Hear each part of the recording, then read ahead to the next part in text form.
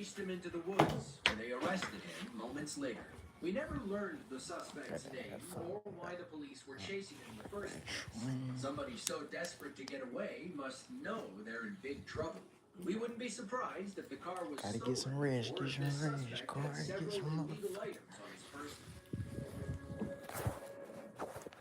Y'all know we stand with the live streams. Live streaming back to back, January 11th, back to back, 2024. back, Police in fucking Milwaukee, back. Wisconsin are on the lookout for a We're gonna keep live streaming, man. This shit ain't gonna stop, man.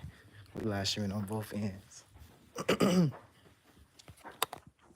real one's coming through. I see the reactions already. Appreciate it for coming through.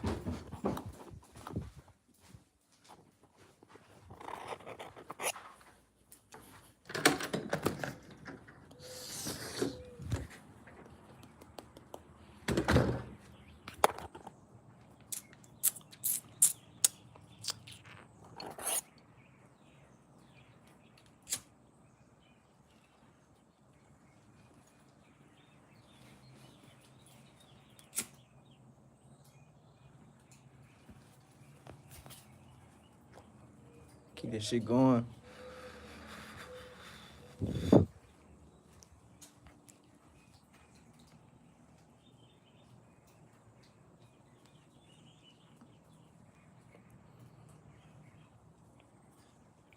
But Fortnite was going hard though.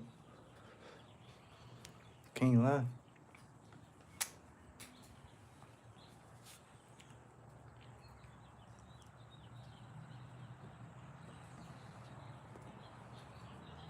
Hit that like button, y'all. Hit that like button. Hit that like button. She got done streaming Fortnite, man, but we back.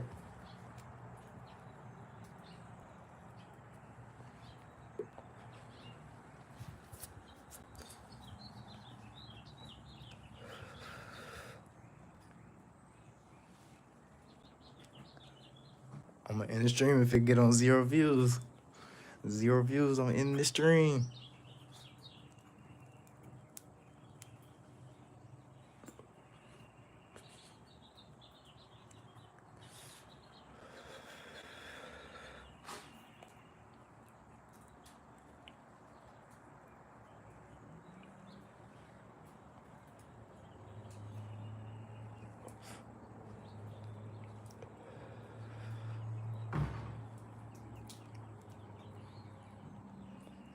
Ain't been asleep yet. Ain't been asleep yet. Still up. Still up.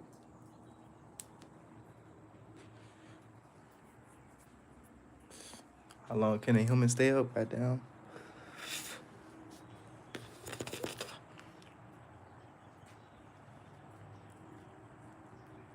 We got one light button. One light. Lord, what's up, Lord? We got Lord in the building.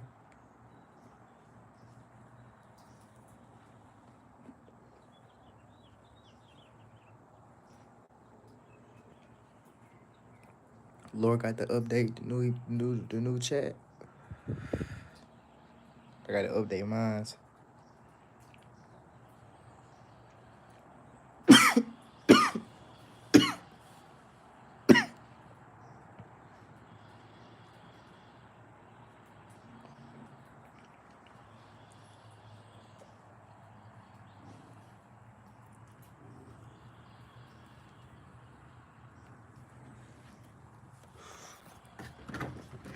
Why taco? Why taco? What?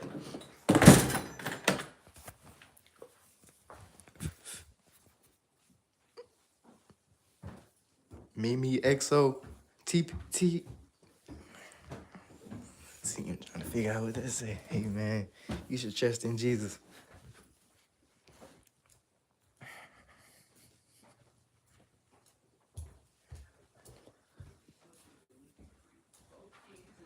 Not.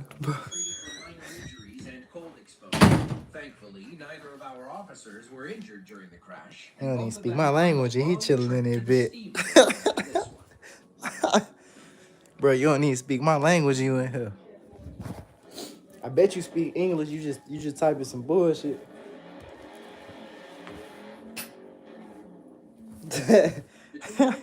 7th in 2013, Oh man. the Ford Crown Victoria, better known as the Crown Vic, I already was know the you most speak English. widely used car by North American law enforcement agencies. It is synonymous with police. So much so that when you see one today, you likely assume You it's come an with that undercover bullshit, cop. man. On May 9th of 2022, GSP Trooper Moore was patrolling in his souped-up Dodge Charger when he spotted an old Crown Vic. Speak your English. Windows. He made a U-turn and observed what he believed to be a street race in progress. As he pulled up, the Crown Vic driver turned sharply into an empty parking lot. He was about to learn why the GSP stopped Yes, using sir. Crown Vics in favor of Dodge supercars.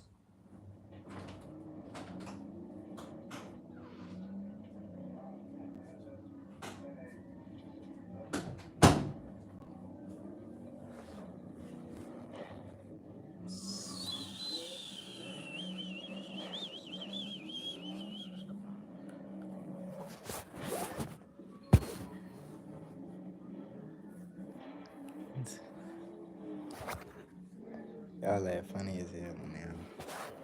I don't even know what bro is saying.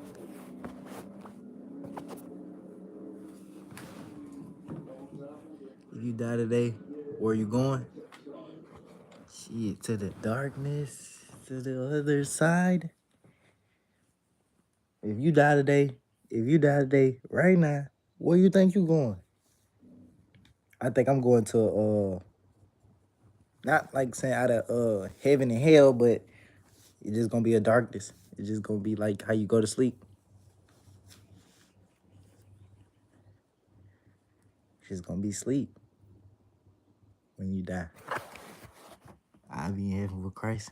Yeah, that's the correct answer. Yeah, of course. Of course, of course.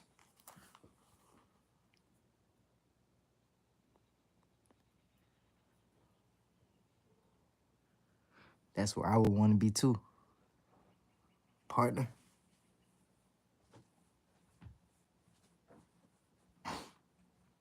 You know.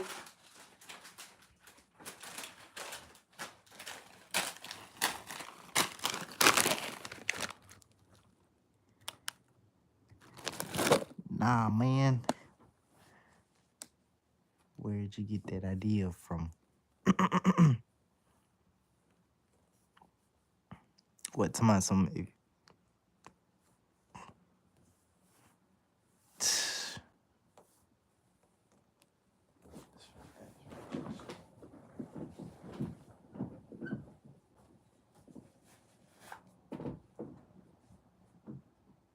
Help y'all see the vision to see y'all future.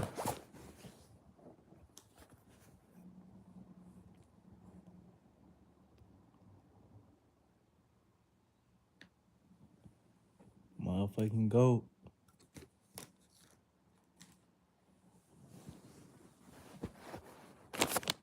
Bro, where was you goddamn Sunday or Saturday when it was actually the day to preach?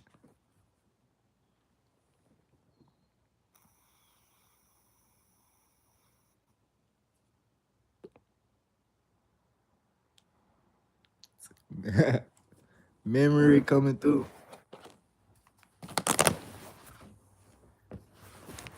Appreciate that memory.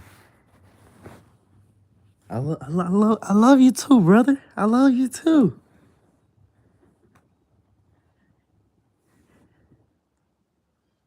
We are called to preach.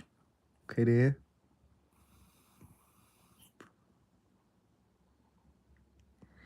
Bro said we all said laugh our ass off. Oh God, he know I have.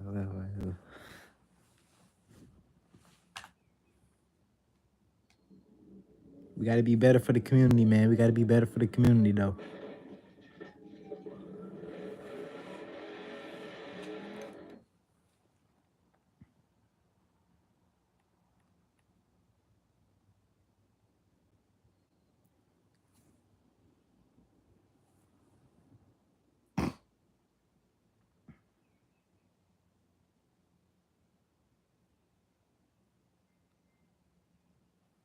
We are doing a drunk versus stoned fried chicken challenge. It is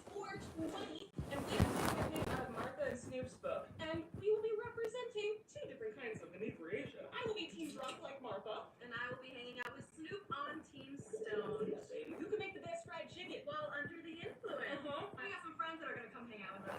Right?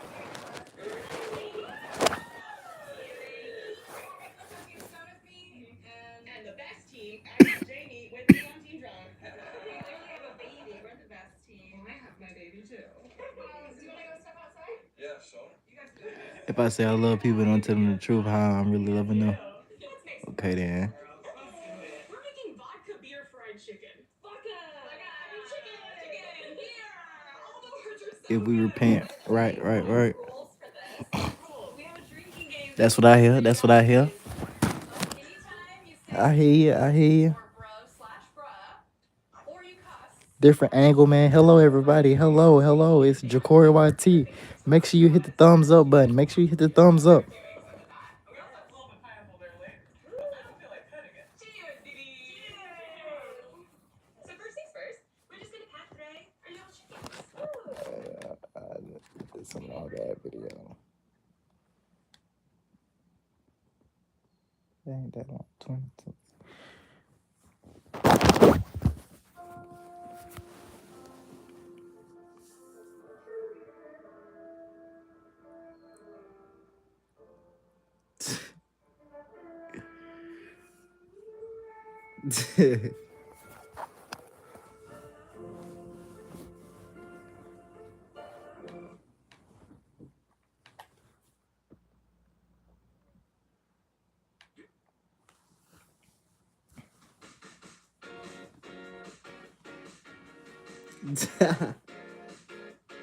If we repent, that's it, memory.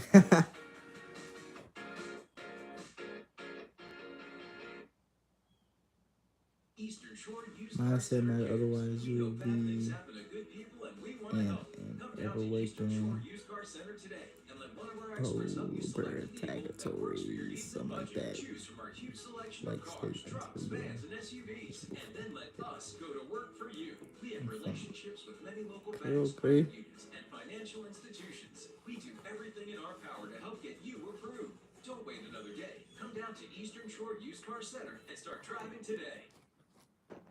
On March 12, 2023, police in Vancouver, Washington received a call from a worried grandmother.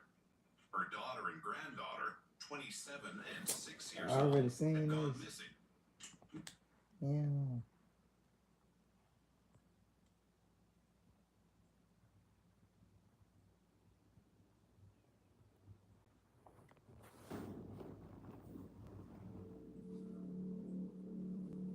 Christianity in you is that God forgives anything. You just gotta repent.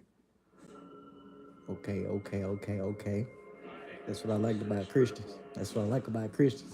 Yes, sir.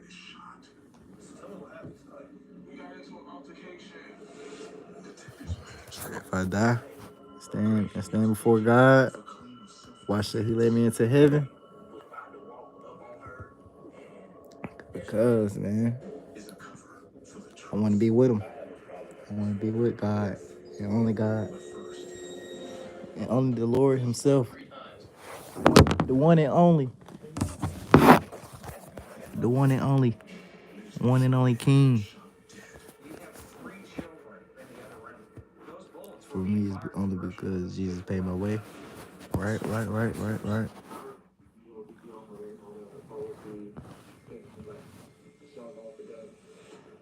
Leads to a woman from his past. Launch guys first. At the clock. Is ticking.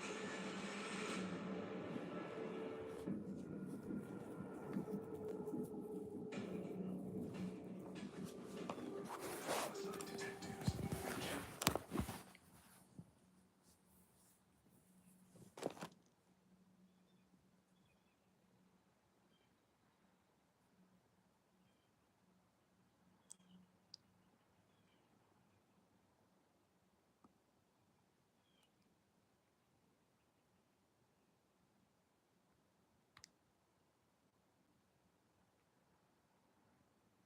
Hell yeah.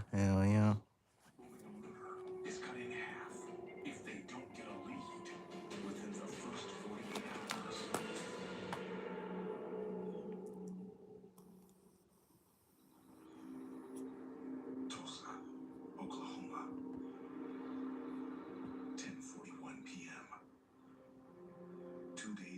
new year.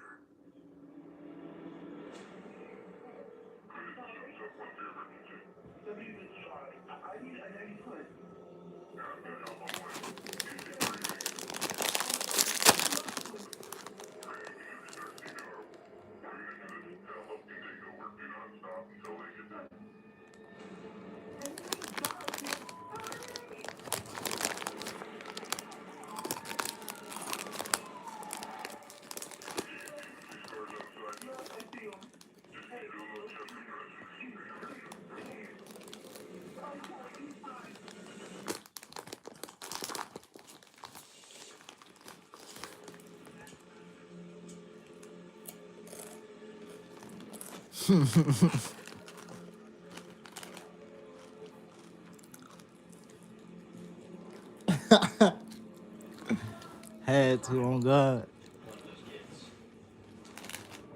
I don't even want him for real, for real. I just got a little taste for him.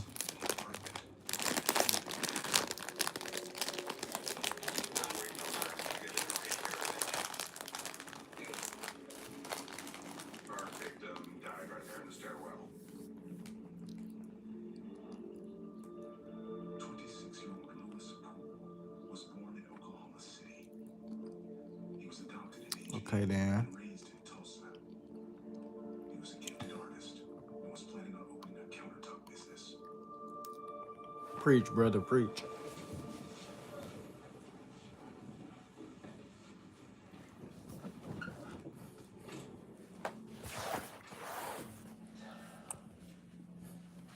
He's got dark powder burns on the orange shirt.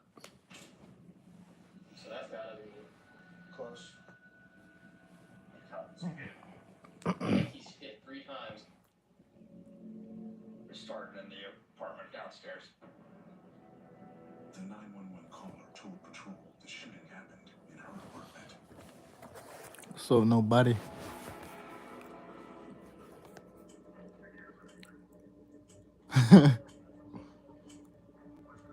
That sound like some Islam talk right there.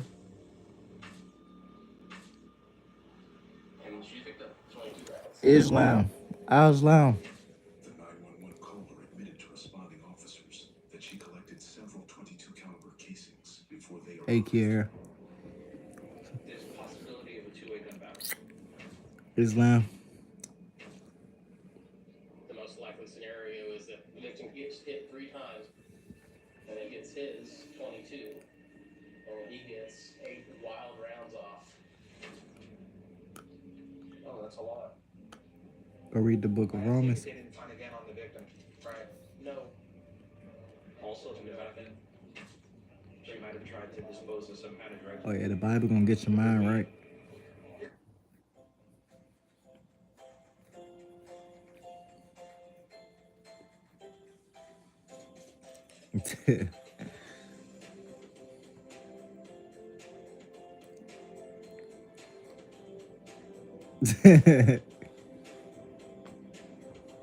Churches all over the world.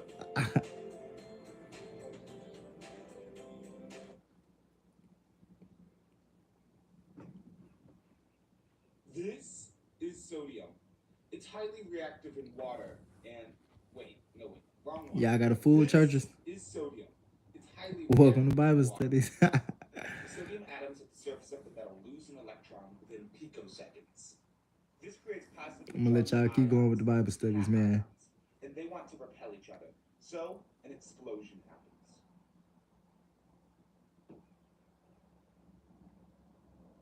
Yeah, man, do be making y'all uncomfortable. She's trying to let the crime scene. Yeah, man.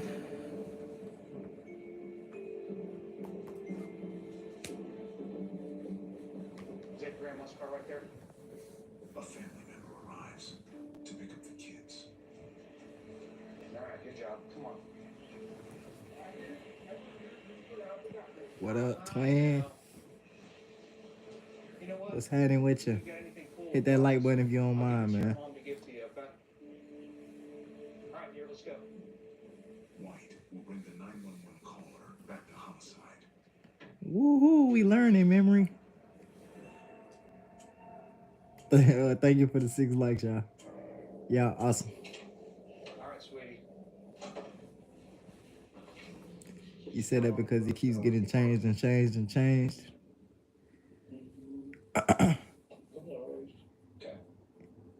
Oh, there's so much. Like a romantic relationship. Tell me It what happened hasn't to been start the beginning. changed. Who's they? I don't know, y'all. They be saying the stuff to be different. The Bible, what's it called? What's that book? What's that book they be putting on the little rug? The Quran. The Quran, the Bible. It's a whole lot of shit.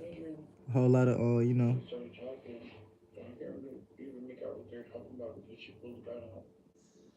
The female did. What kind of gun was it? Handgun? Yeah. I like the change. Yeah. She says the gun looked like a .22 caliber pistol. She started pointing it at you.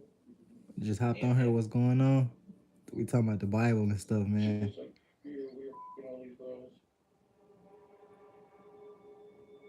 She was like, okay, why is it open? And the other guy, he basically like threw us out there. Then I shot us. And I'm assuming it was, then I tried to get out of the kids. She says after the shooting, the man fled for money. Okay. So what did Lewis do then? He went outside. And then what did you do? I just get crazy, started coming back there. Did you do anything else? You moved evidence for the I still got to figure out how to set it up. We had 283 though. 283. There's a dead guy upstairs. You are a witness.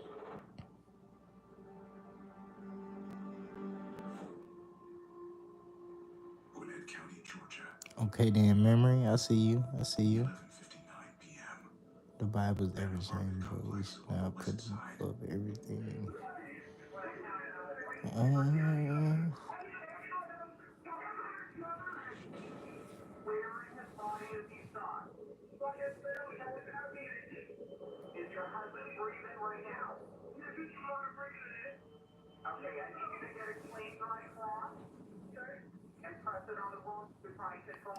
What you mean you?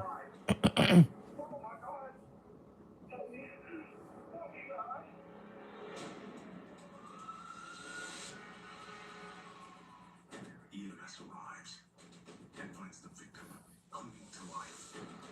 They rush into the ER and into surgery.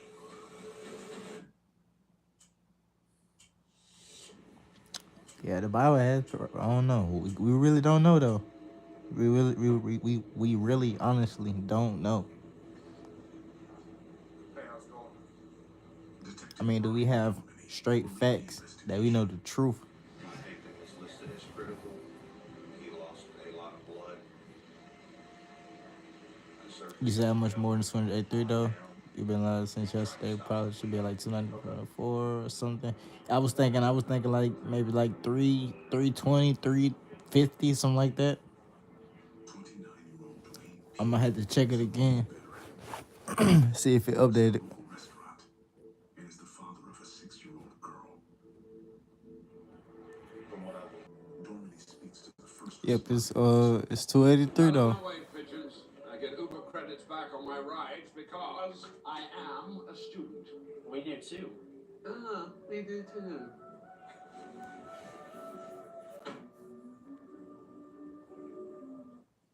Sparkle cleans everyday messes, and it will clean out your kitty bank. I can't wait to get this surgery over with. I can't wait for Is it impossible for something to not change? option given during surgery. Having a pain plan you trust can't wait, and neither can getting back to your life. Exparel is given during surgery by a doctor, either into the surgical area or nerve block for adults, or into the surgical area for children 6 years or older, to help reduce pain after surgery. Consult your physician to determine if Exparel is appropriate for you or your child. Exparel should not be used for certain childbirth procedures.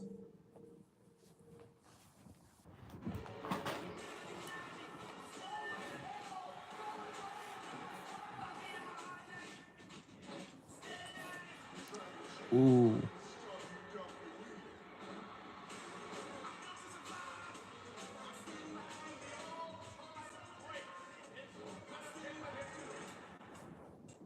This is my yard now.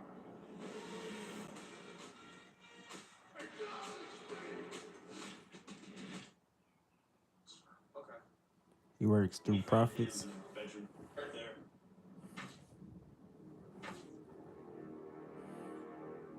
Is he a big dude or was Big dude. I Okay. would say easily over 200. But when we got here, I was laying, screaming in pain. He didn't say anything that happened. Dwayne was shot once in the stomach. Okay, Kier.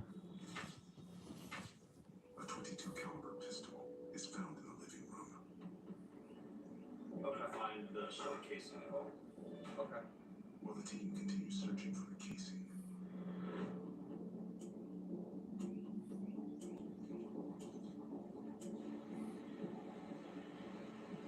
The why? It's in the back of this car. Okay. All right. Dwayne's wife, who called 911, is still on scene, along with two other men.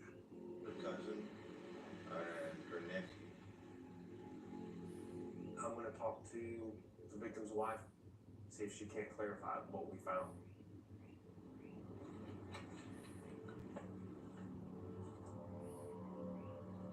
What happened? We got into an altercation Friday, and I just left.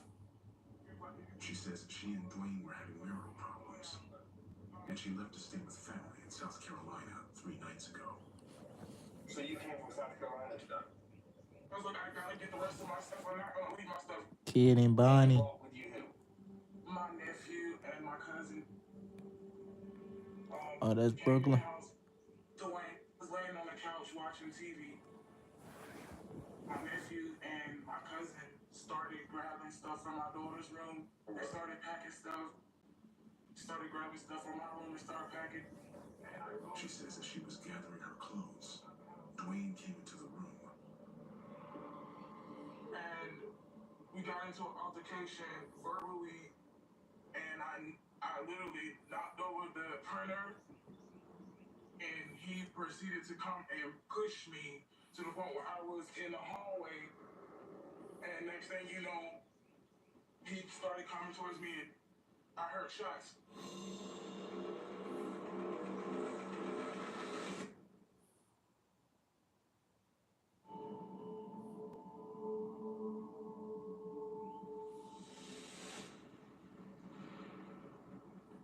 And he fell. Who fell? Doing.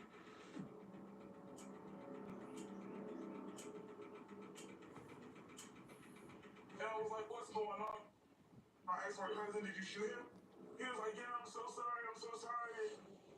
She says her cousin Jerry shot Dwayne. Okay. All right. So let me just start back. He pushed you in the bedroom? No, he pushed Cause me they and I shit sound like they don't know what they did for real, for real. So forgive them. And then Jerry came around the corner. Yes. They don't understand He shoots. the serious amount of stuff they did, I guess. And I was like, Jay, what are you doing with this gun? I didn't know you had a gun. Like, what's going on? Just sit tight. Work through this, okay?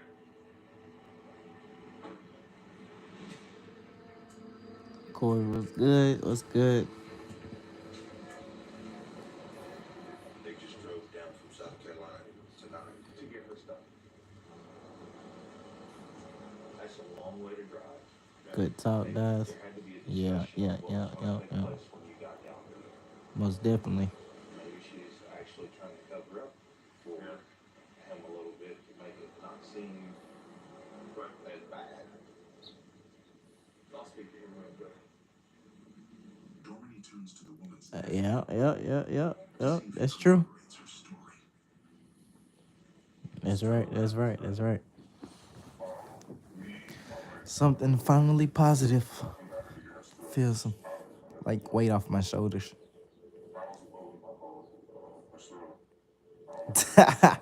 Oh shit. So you were outside? Yes, I'm outside. I'm in my car. I'm in the bed. I'm in the bed. Upstairs, they were all in the room. Where was Jared? He was actually in the bathroom getting a towel. He was trying to help. You didn't see anything in Dwayne's hand or anything, did you? No. Okay, all right. Just hang tight.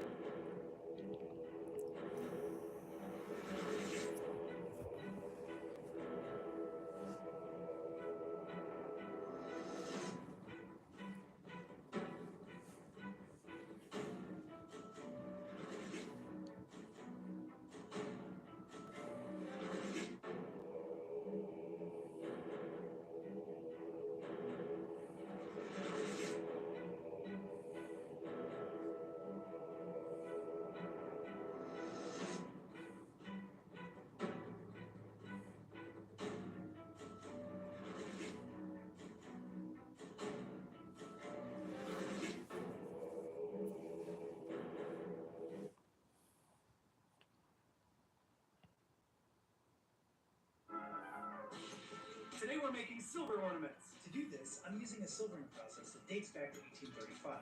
It uses a complex ion solution known as toluene. It will react with reducing sugar, resulting in the formation of metallic silver. It's black. The reaction's really fun to watch, as it changes from colorless to brown, then to black, and finally silver. And this reaction can silver any clean glass surface, even this tiny Florence piece. All that was left to do is hang them on my tree.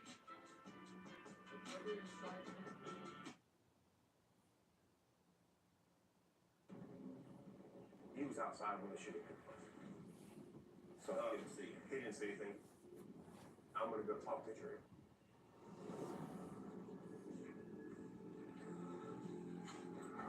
All right, Jerry. Speak to me about what happened here tonight. Okay. Well, you've got the floor.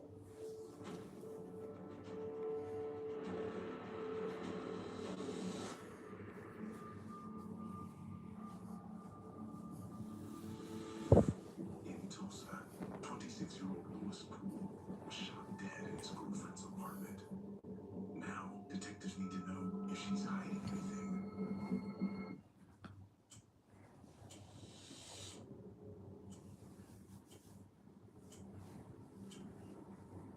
You have to know more.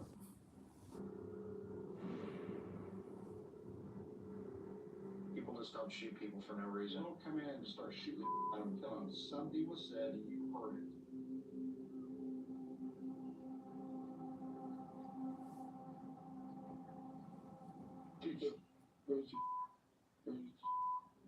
Okay, well that's something you didn't say. Does he sell drugs?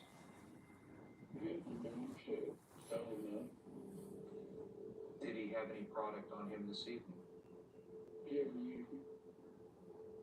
Okay. So let's go backwards just real quick. You got a black male? Describe them for me. About my height. How old was he? I say about my age, 30s. Was he living out there? I think he stayed with his sister. She says the man who was with the shooter stays in an apartment complex near the scene. Do you know the sister's name? I don't know. Here's a map. Point out this apartment for me. Please let me be. Alright. Give me a minute.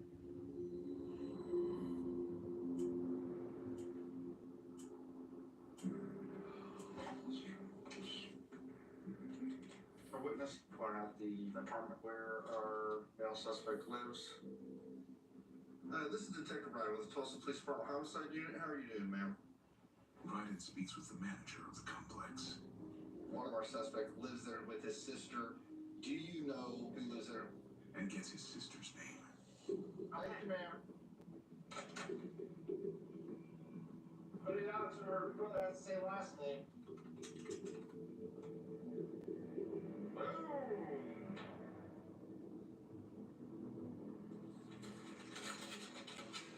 I want to show her this one picture real quick. White shows the 911 caller a photo of the man who was with the shooter.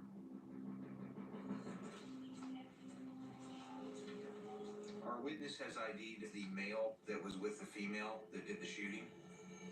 I think she's doing the right thing. We're gonna have to look at this apartment where this guy might have a sister that lives over there. We're gonna run a search warrant on it.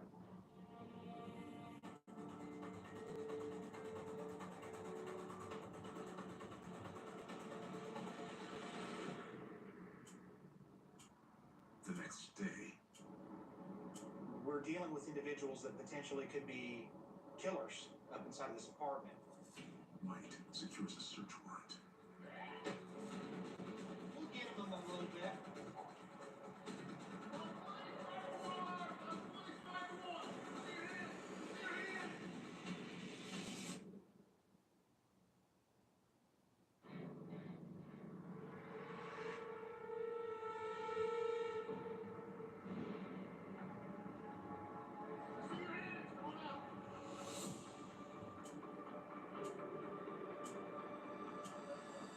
What's your name? The man's sister answers the door. I have a search warrant for your apartment. Murder. Detectives move in to search for her brother.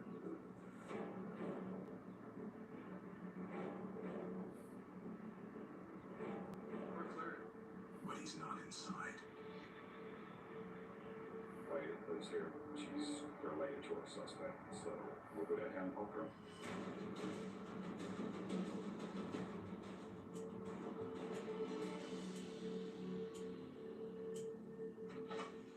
All right, young lady. I need to know where to find your brother. I don't know where he went. Tell me what you know. All I know is we were sitting there drinking, listening to music. She says on the night Lewis was shot, she was hanging out with her brother in her neighbor's apartment. My next door neighbor, Shane. Her baby daddy, and her two kids with her. They said it was going around the corner to get some weed. Who is they? It was. She says her brother left the apartment with Shay and Shay's boyfriend. Okay, so when they return, They busted through the back door. They all came running in the door. And I'm like, what the f? And I could tell, like, something happened because, like, why were y'all crying and stuff? This is what I'm trying to tell you. They were all yelling and freaking out. She was saying, I don't know how many times I shot him. okay, and that is your neighbor named Shay. Tell me her last name. I don't know her last name.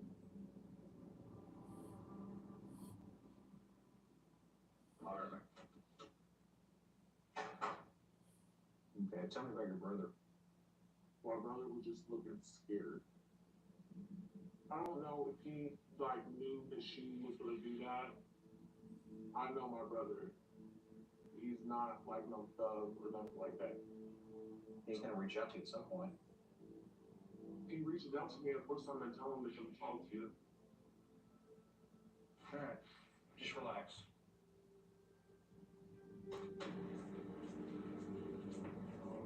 Then, Out of my way, pigeons. I get Uber credits back on my rides because I am a student.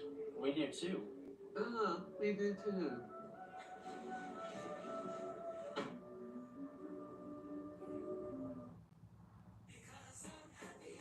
Eastern Shore Toyota is so happy. Thank you for making us the #1 Toyota dealer in Alabama again. We're passionate about customer satisfaction and big savings. Shop our huge selection of Camrys, Corollas, and RAV4s right now. New Corollas just $269 a month. New Camrys with 51 mpgs just $299 a month. Or new RAV4s just $369 a month. Plus, get up to $5 grand more for your trade, a lifetime warranty, and more.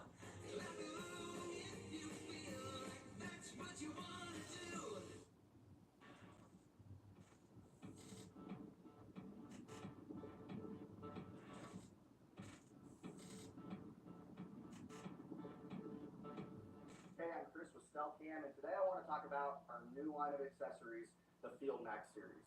Let's face it, AA batteries are getting more expensive, and they just don't last forever. The last thing you want to do is run out in the field to change batteries and spend that money and spend your time. With that being said, hook yourself up with some different options in the Field Max lineup. We've got solar panels, we've got internal lithiums and external lithiums in various sizes to fit your budget and fit your needs. If you want to learn more about the Field Max series, check them out on stealthcam.com. I call it a department manager. Ryden gets a lead from the manager at the witness's apartment complex. The information our witness gave us was confirmed by the apartment manager. There is a girl who lives there, Lachey Terrell, Terrell. The witness's neighbor is Lachey Terrell. We have a Lachey Terrell. Lachey is 34 years old and has no felony convictions.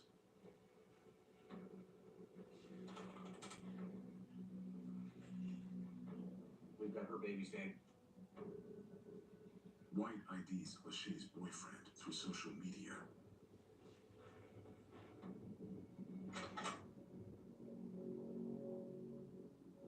I should picture.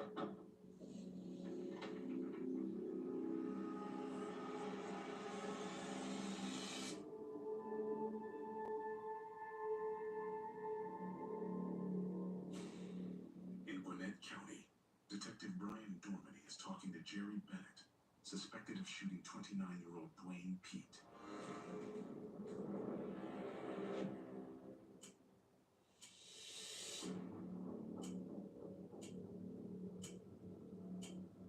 When we got here, Dwayne, he was laying in the living room. And me and my cousin started cleaning up. He claims he was packing in another room when he heard his cousin arguing with her husband.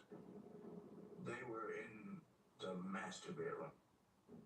Well, I automatically dropped the stuff I was doing and started walking out the kids' room.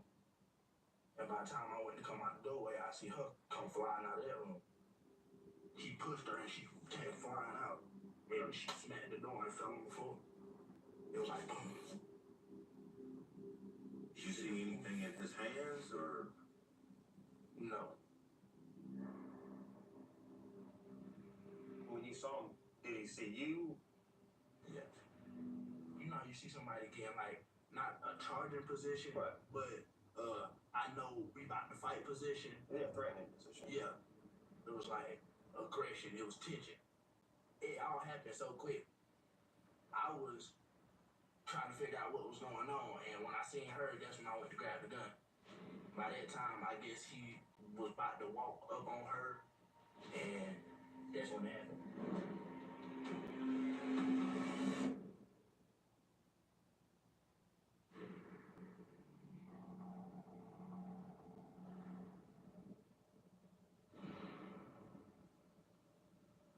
I blacked out and I pulled the gun and I shot him.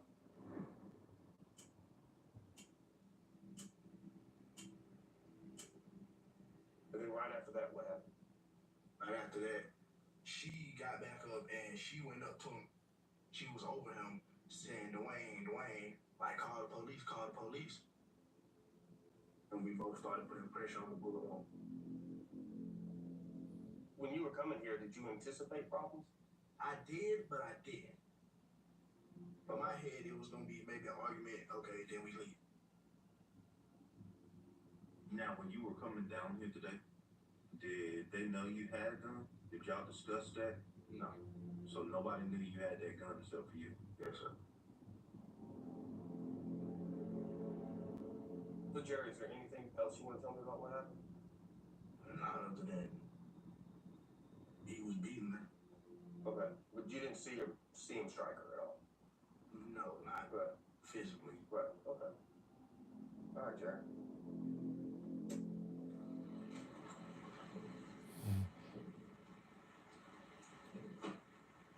I have a problem with this story. Yes. Dwayne, the victim, was up against the window, too far into the room to be exactly taking place in the hallway. There's no way that took place in the hall. No. We need to find that shell casing. If the shell casing is not in the hallway and it's found somewhere else, then that's an issue.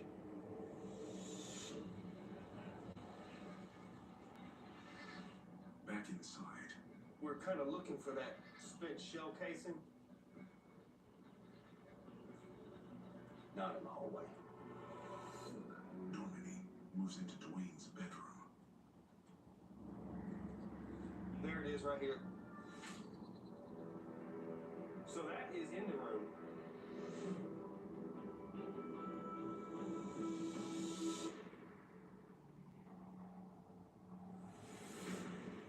In the murder of 26-year-old Lewis Poole, detectives hope a witness can ID their possible shooter, Lachey Terrell.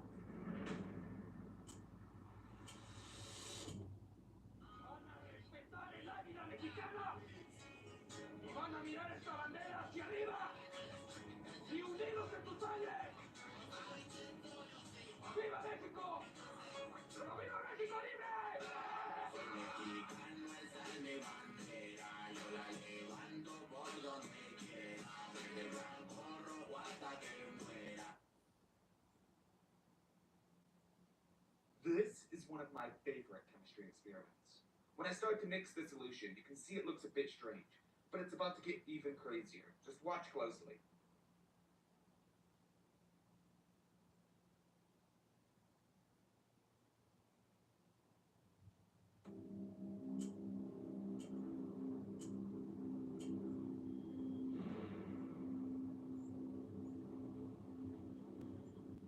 Listen.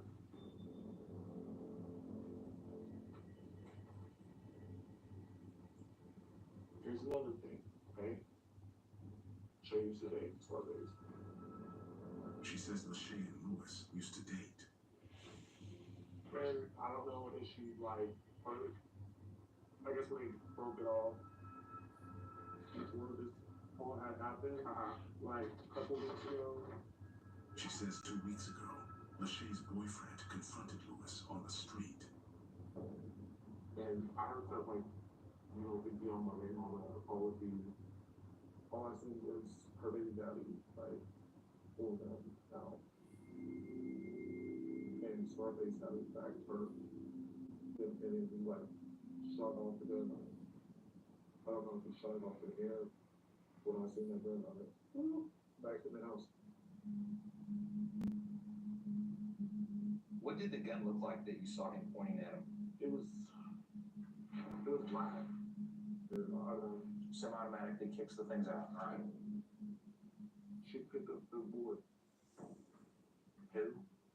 She says one of her neighbors picked up the casing.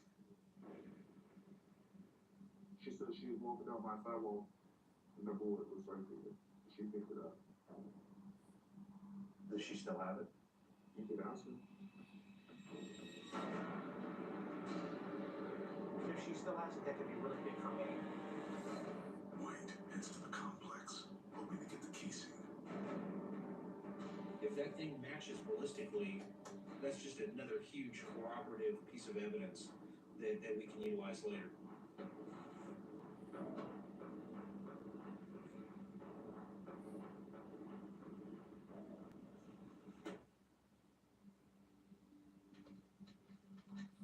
If this is a 380, this is gold. We recovered 3 380 rounds.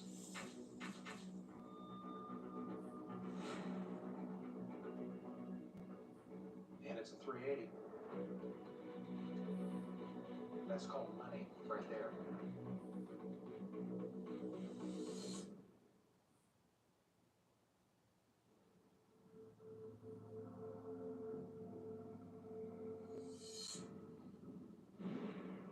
This is good. We might have 2 solid suspects at this point.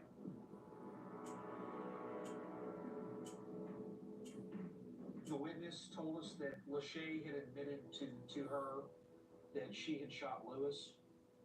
Lachey's boyfriend had been seen shooting a weapon over here, where we were able to collect another cartridge casing. Ultimately, I think that there was some drama going on between Lewis and Lachey. If you think about the crime, you have 3 children that are in the other room, in the line of fire. Those bullets were being fired in the direction of where those kids were laying down. You know, that makes you sick.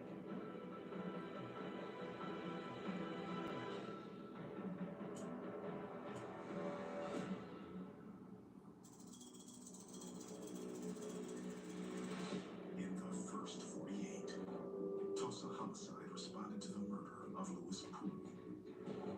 Learned he was shot when a man and a woman came looking for him at his new girlfriend's apartment. Discovered the suspects fled to a nearby address after the shooting. And found a witness who identified the female suspect as Lachey Terrell and said she admitted to shooting Lewis. The next day, Far chair. the witness's brother, who was with Lachey when Lewis was shot, comes forward. His sister told him that it's pretty important to come in. Okay. Why don't you go ahead and start out and tell me what happened? Sure. She like, go in the bedroom. He says Lachey told him she wanted to buy weed from Lewis. Okay. Who all went over to the apartment? Me, Chase, Big Daddy, and her. Okay. He says Lachey's boyfriend waited outside when they went to meet Lewis. And my homeboy. Who's we? Me and shit. Okay. Which one of those fucking, you know? He says Lewis's girlfriend let them in. People put them in themselves. And I was like, hey, so I go. He admits that he asked Lewis for weed. He was like, yeah, we want. And she had came behind me, and she was like, I do. And he was like, they said, I can use this. And he started to get up, you know. But she kind of just, you know, said she was going, you know. When you're doing this, what He's going out of the. Okay. She kind of like kept going towards him, was like, give me all. And he was like, Shay, listen, stop.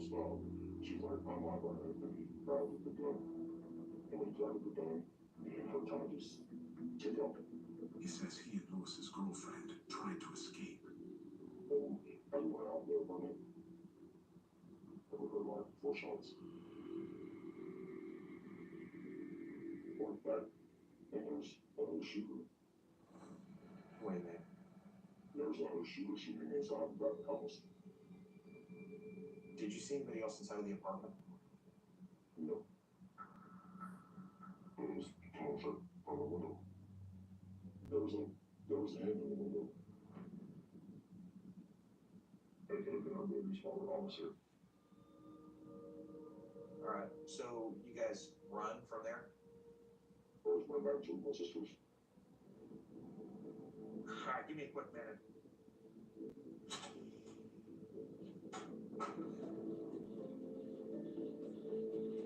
That tells me we have 2 different shooters, Lachey and possibly her boyfriend. We're gonna have 2 warrants for first-degree murder. We'll get the heat on, and we'll find him.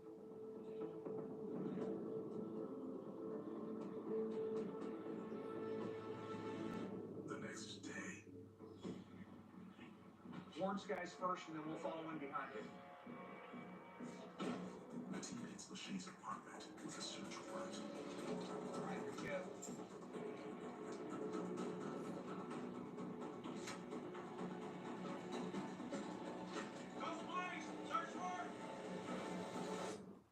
It's springtime, which means it's time to spring ahead of the mess.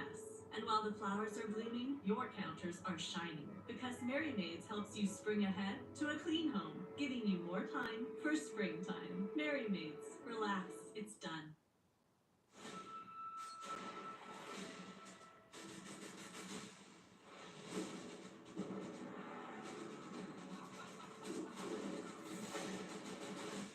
When do we start?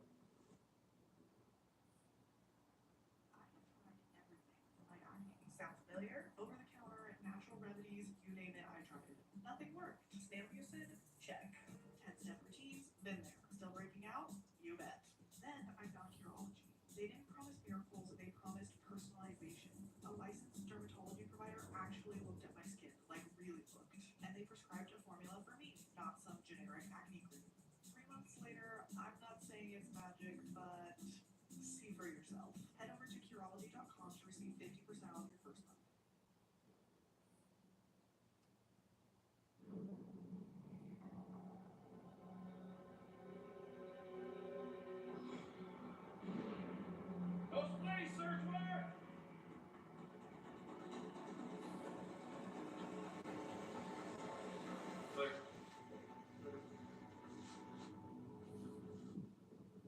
Looks like they decided to move. They left in a hurry.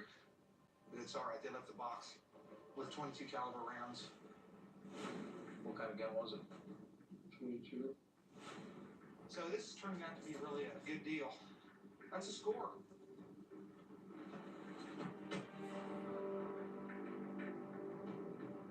Later that day,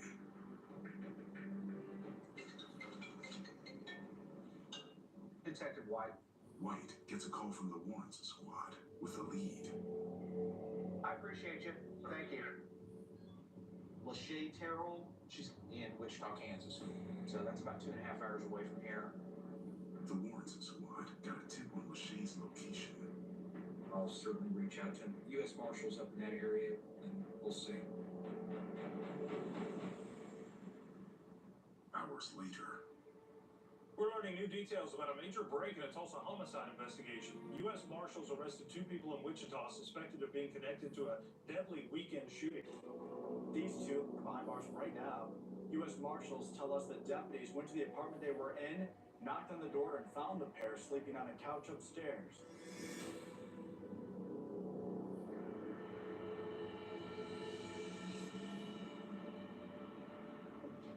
The U.S. Marshals were able to identify the individuals in the surveillance video. Lachey and her boyfriend were spotted getting in a car outside a store in Wichita. Apparently somebody in that task force went to that location and they saw a car that was parked out in front of the apartment that was consistent with the surveillance video. They were able to apprehend both suspects. I reached out and asked if they would be willing to give their version of their story, and both of which declined. Personally, I think that the victim had a little bit of a rocky relationship with the female. Lachey went over there. She brings a gun with her. And the moment she sees him, I think she let her emotions get the best of her. She pulls the gun out. Gun goes off multiple times and killed him.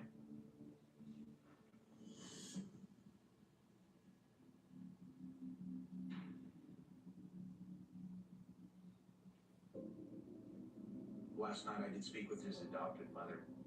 She was over the top, just overjoyed with the fact that they're going to give some justice. I hope that the arrests are going to bring them some peace.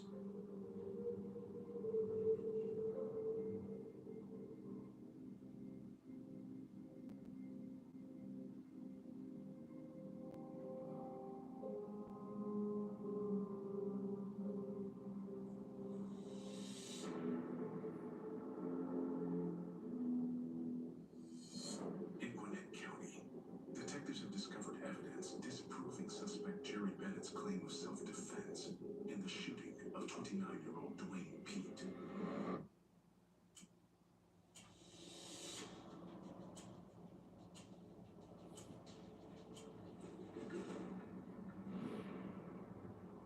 There's a spent shell casing that's actually in the room, as opposed to being out in the hallway where everybody said everything took place. I'm thinking he stepped into the bedroom, shot him, and that was it. When it's all said and done, I mean, this is this dude's house. He's got nothing in his hands. I mean, how many altercations like this happen every day, and it doesn't result in something like this? So, Jerry, so let me explain something to you.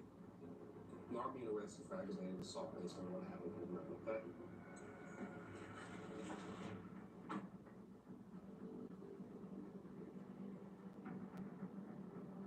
Finally got to talk to one of the OR. Okay, yeah. Sergeant Shelley Millsap updates the team on Dwayne's condition. Still losing a lot of blood. Well, they didn't think he was going to make it. Okay. But they're still in trouble. Okay. If he dies, go to murder. He doesn't make it home.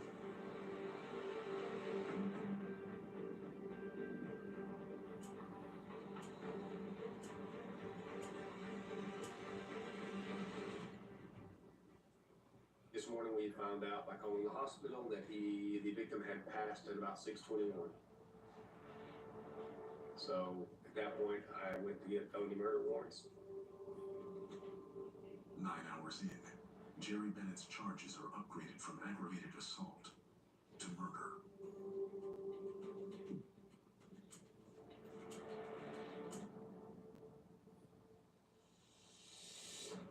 Okay, thank you.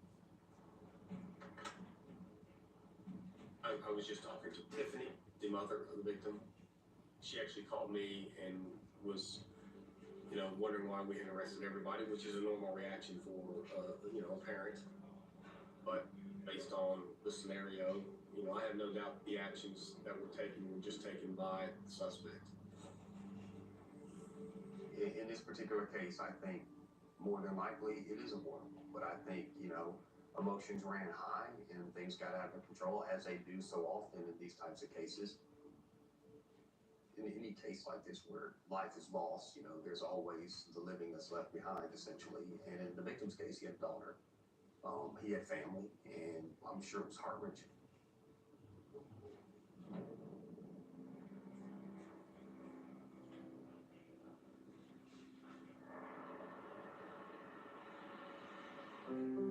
Six months after his murder, Dwayne's family and friends gather to remember him. We're here to remember Dwayne. I call him my gentle giant because he was really big, but he was like a marshmallow on the inside, and he gave the greatest hugs in the whole wide world. Dwayne would have turned 30 years old yesterday, and that's all he was looking forward to was celebrating the big 3-0. Everybody get one. What color you want?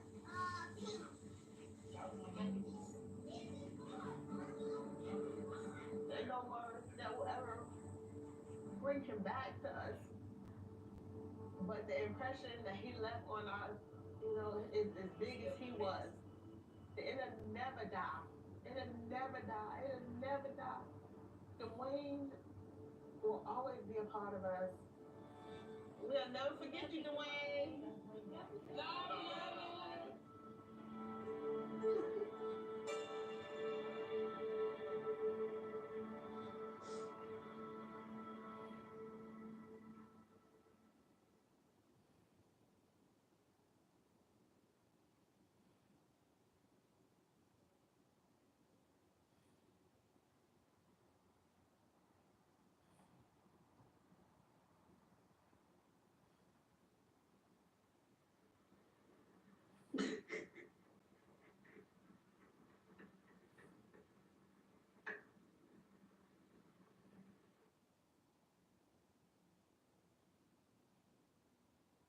This is sodium.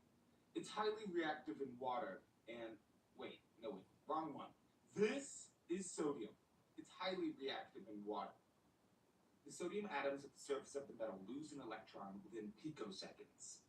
This creates positively charged ions, known as cations, and they want to repel each other. So, an explosion happens.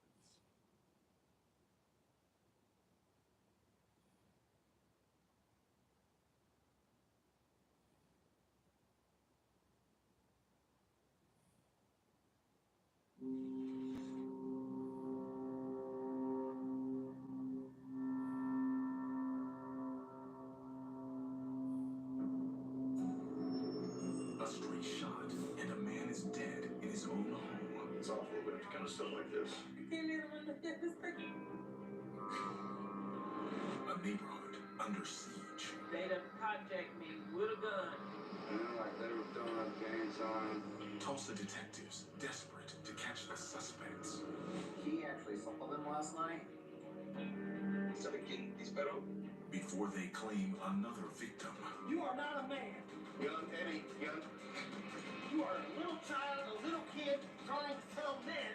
It's hard enough. Jay hard enough on this. I don't like where this is going. You didn't do anything when you did do something. And the clock is ticking.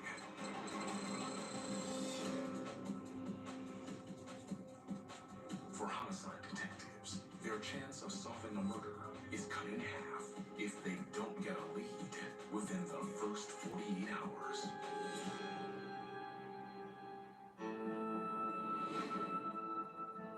Tulsa, Oklahoma.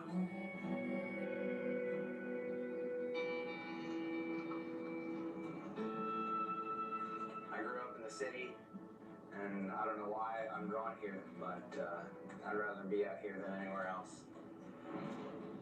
Originally from Phoenix, Arizona, Corporal Nathan Schilling now lives on a farm just south of Tulsa with his wife and 3 kids. He's a 13-year veteran of Tulsa PD with 2 years in homicide. Schilling is up for the next murder. Come on, girls.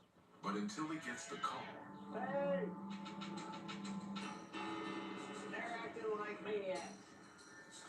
I guess they're camera shy. Come on, girls. Woo. I bet you boys didn't think this homicide detective had it in him, did you?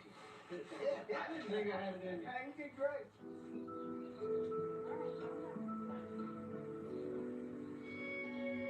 Obviously, law enforcement, there's stresses that come with that. Just getting out with the cattle, though, it's just, to me, it's peaceful, it's relaxing, and they don't give me any problems until you try to herd them up into a corral like we did today.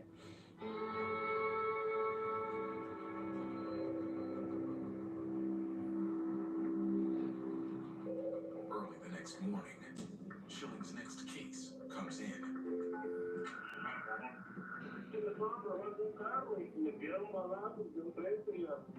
A homeowner in the Turley neighborhood makes a plea for help.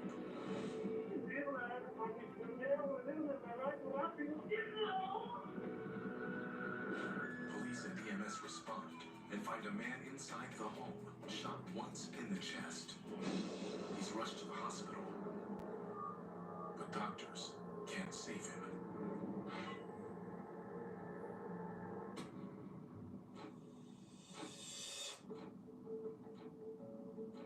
All I know right now is that the man was shot in his home.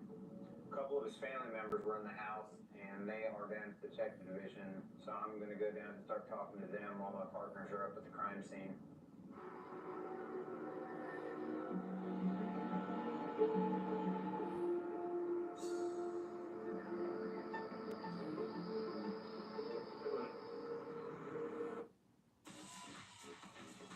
Refresh the everyday with Mentos Gum. Yes to fresh. With metal posters from Display, it's games anywhere you turn. Get a 360 view of your favorite games and bring them home on metal. Display metal posters.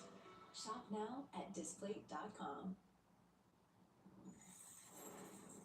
Give me 17 cents on Bitcoin. Paying with Cash App card feels pro because you have rounders turned on. Get the Cash App card. Sergeant Dave Walker and Detective John Brown will work the crime scene. So while the homeowner's in there sleeping, he hears the window being broke out. He comes out and sees the suspects breaking into the car. He yells at him to quit. So the suspects shoot him and unfortunately hit his brother. The victim, 44-year-old Armando Hernandez, came to the U.S. 5 years ago from Mexico. He lived at the house with his sister, brother-in-law, and their 3 children. Armando worked as a mechanic to earn money to send home to his mother. There's a couple of folks that were in the house at the time of the shooting. Armando's sister, brother-in-law, and their young children weren't harmed in the shooting. They've been taken to headquarters for questioning. The homeowner said that when he confronted the guy was standing over here by the driver's side, and we find it facing over here, so that would suggest they were running back this way. Detectives find 2 9mm casings in the street. See how it's upended right there by my foot? And 1 more in the grass. We've got 3 shots in the house, so that's going to be it. This will definitely be a whodunit. They said there's really nothing here other than they are trying to steal this vehicle. Detective Schilling hopefully will go to get a little bit more. At headquarters, Schilling is speaking to the victim's sister, Lilia. Detective Mark Onesorge translates. Right, if you just have her kind of just recount luxury calls. ¿Qué pasó? No sé qué hora sea, 2 o 3. Oí que tocaron muy fuerte.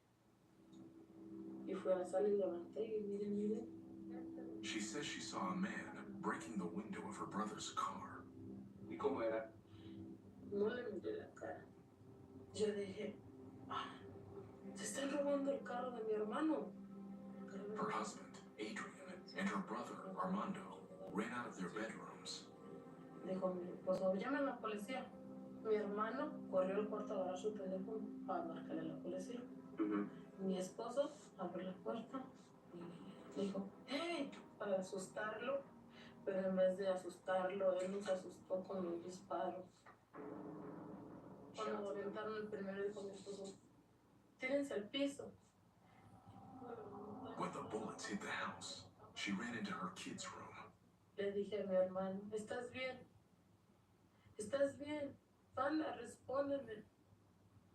Le decíamos que le tanto. Y yo,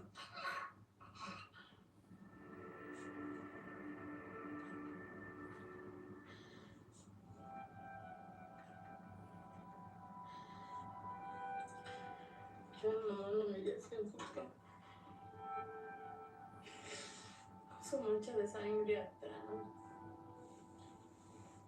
No puede salvar. No puede ser nada. Lo siento, es difícil. No sé qué mi hermano ya está acá.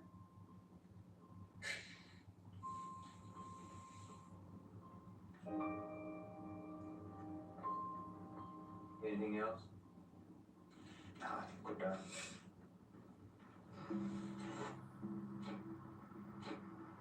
At the scene, trajectory rods show the path the bullets traveled when they hit the house.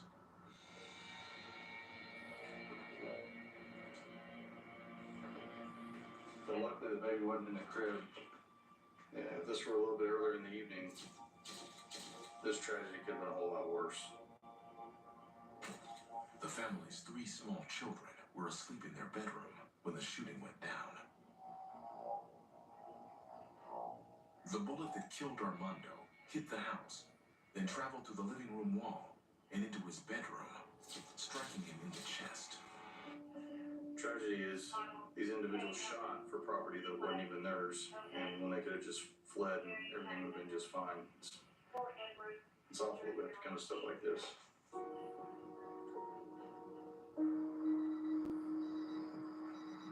Outside, Brown and Walker inspect the Honda the suspects were trying to steal. We had this taken straight to the lab. The crime lab will process the car in hopes of finding suspect prints or DNA.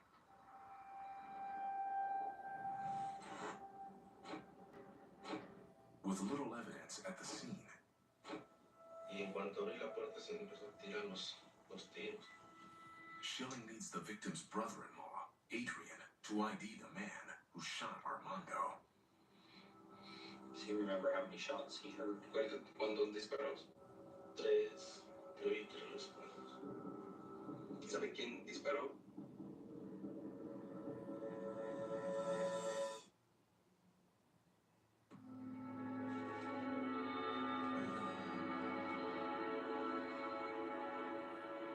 ¿Sabe quién disparó? Get 4 weeks free when you sign up for Uber One for students. Inside every dog is a struggle between good and fun. Good and fun! Let your dog indulge both sides with good and fun treats for dogs. Let dogs dog. This is going to sound odd. What exactly are you saying this is, though? It's a unicorn. We need to study it. I am telling you right now, bad things will happen. We underestimated it.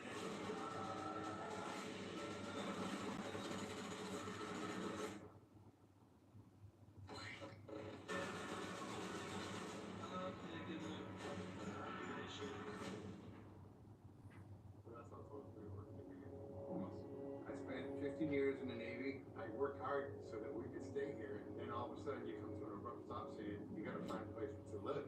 feel like you failed a little bit because you just assume every day you're gonna go home to your home. Well, I got a phone call from Home Depot, the sales rep. He saved us. He said, I think I can help you, and I'm gonna look out for our vets. That made me feel a lot better. I wake up now in the morning and I know that this is our house. We're gonna stay here for the rest of our lives.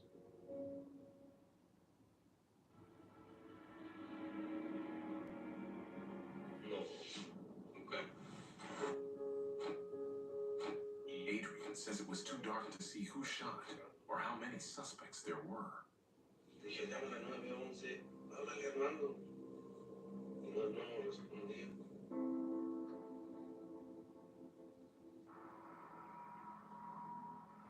Desperate for a lead, Hey, my name is Detective Brown, Tulsa Police Department. How are you guys?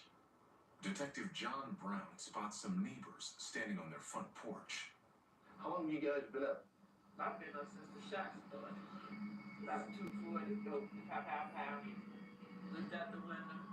Just seen some figures down there, right on the where it was. Any problems in the neighborhood? Yeah, that's Other than, do you have an idea of who's stealing cars? Can you point me in the right direction to... young boys. The neighbors tell Brown they don't know who the boys are, but they're a constant threat to the neighborhood. They done hijacked me with a gun. He pulled his car up, ran the back of my car so I couldn't go nowhere. Got out the car, put the gun to the window, told me to get out the car. Some neighbors came to her rescue, and the would-be thieves took off. And we're talking youngsters, right? We're talking 16, 17. Is he okay? Unfortunately, no, he died. Oh my God. Yeah, that's sad. I'm ready to get out of here. I'm sorry. I really, really hate that that man passed away because they don't bother nobody. If you happen to hear something, call me. I just need you to catch these boys. Yes, ma'am. They did that to him. What about us?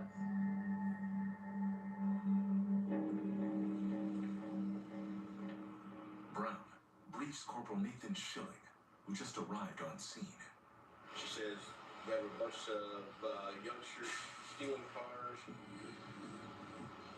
She says don't know their names, don't know anything about them other than the fact that they are thieves.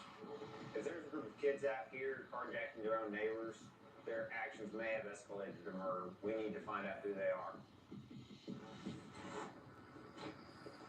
You want to do one side of the street, I'll do the other side?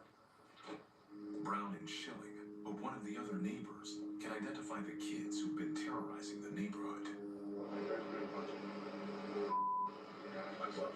Like the other day, I was out in the backyard and I heard tires squealing, and I come around front. He says some kids were drag racing up and down the street. You know, like they were throwing up gang signs at each other. Anybody dropping off cars, stolen cars, anything you know about?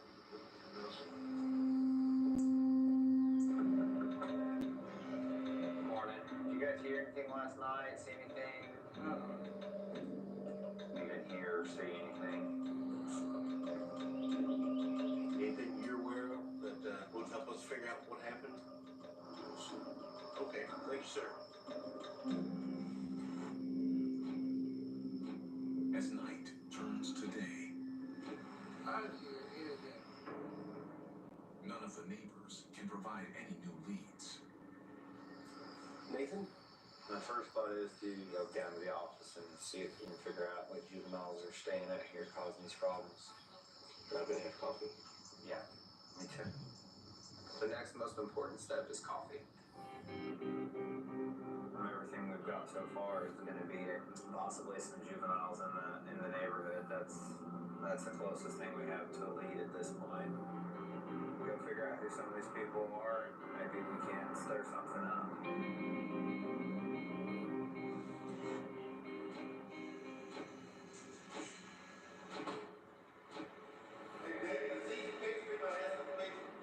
No, your ass makes your ass look big.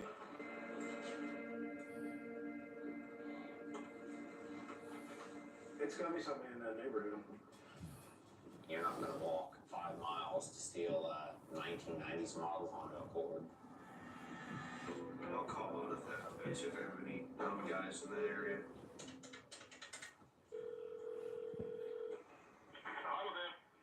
Hey, it's Kevin over at Homicide. How you doing, man?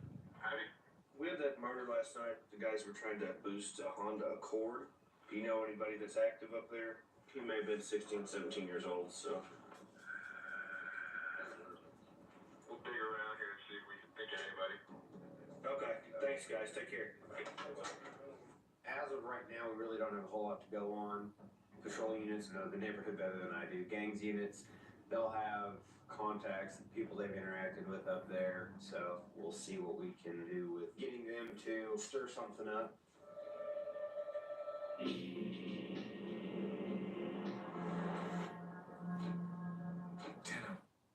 Sparkle Terrace Square. More choices, more value.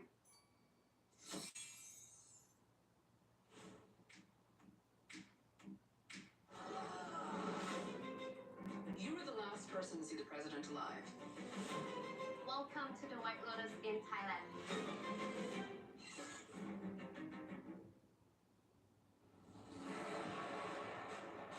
The E2D Advanced Hawkeye is the first to fly and last to touchdown.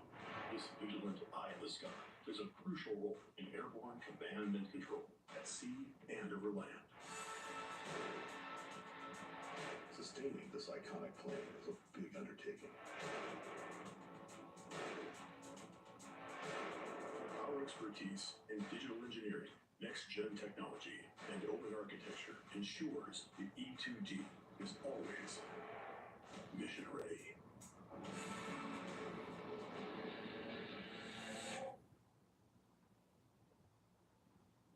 Hours in. Yes, sir? Schilling gets a call from a detective in the gang unit.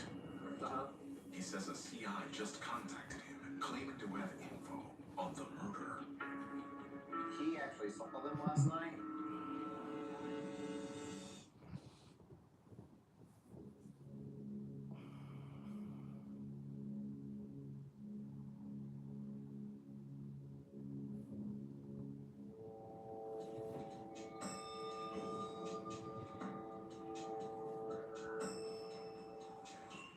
He actually saw them last night. Awesome. Well, what's he saying? He's saying age 7. He's a 20 to 22-year-old guy, possibly Henry, and two 17, 18-year-old younger cats were out committing burglaries last night around Turley. They borrowed a gun from some homie of our CI and tried to steal that car and got into the shootout. But supposedly, as the CI was driving to meet Andy, The CI said he just saw H7 outside a house a few blocks from the crime scene. like over half an hour ago. Detective Eddie Majors searches the database for H7 and finds 21-year-old Henry Harris Jr. He lives just around the corner from the victim. Henry has a prior conviction for robbery. We're gonna run by that address, see if he's still there, and if he is, snag him up, bring him down here, and talk to him. Coming out of the old Batcave. The team races to the address where the CI saw Henry less than an hour ago. It's just 2 blocks from Armando's house. Right there with the truck. Fellas, what's up?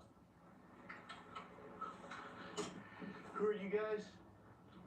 Dear, I live in this house. Okay. What's your name, man?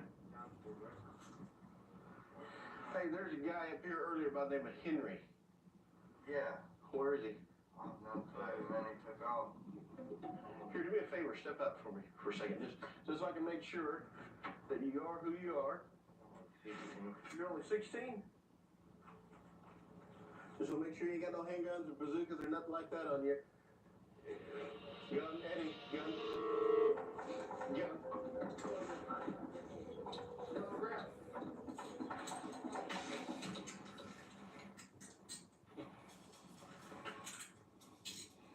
Okay. Now we can kind of go back to relax a little bit. Right here, man. Don't move your ass across your feet.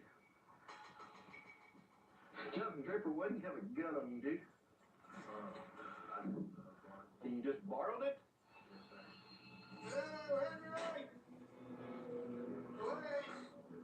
Sergeant Dave Walker and Detective John Brown search the house for Henry.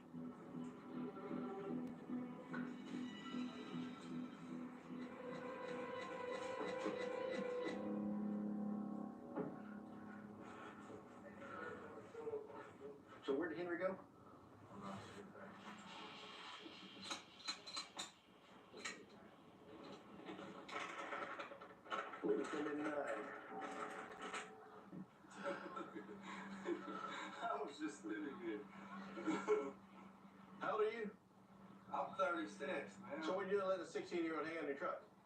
It wasn't charging cell phone. He's a neighborhood kid. I look out for all of them.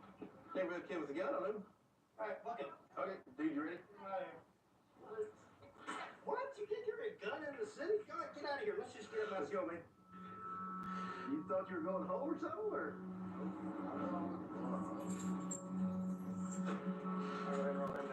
Thank you, sir. Jonathan Draper is arrested on a gun charge and taken to homicide for questioning. He is about the same age of the suspect we're looking for, and the caliber gun he's got on him, believe it's going to match up with what was used in this morning's shooting. So we're going to have a little chat with him and see what he's got to say.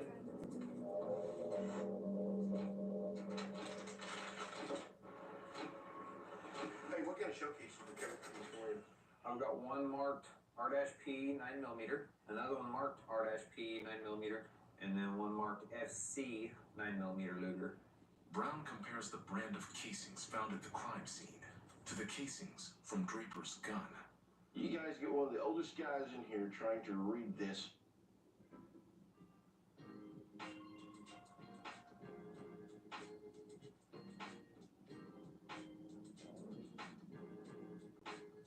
Write directly in books and documents. Kindle Scribe.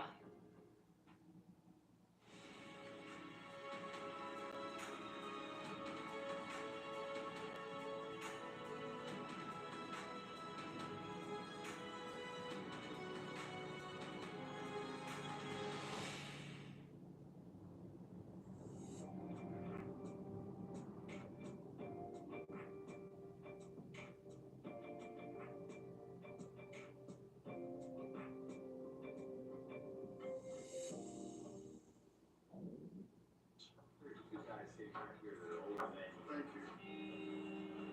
Hey, Nate, we did one this to you. Hey, actually, man, that'll work. Wow, that's actually kind of cool. RP. FC. That's what we got at the scene. I like. You're lucky. Well, I'd rather be lucky than good any day. Luck is nothing more than obvious preparation. oh, thank you, Confucius. The fact that the caliber is the same and then the casings match solidifies my confidence that it is the gun.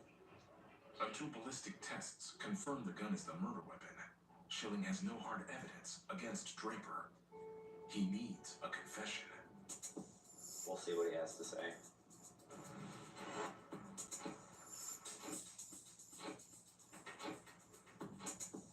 Did you ever buy anything other than Jonathan? Thunder. How far did you go in school? So are you supposed to be starting back here soon? Tomorrow? Now what are you doing with that gun? You know you can't have a gun. Some people was clean out there trying to tell me about this, and I just asked someone to use just to hold it down. Jonathan says he borrowed the gun from a friend for protection. How long have you had that gun? 2 days. Well, Jonathan, now we work homicide. Someone got killed last night.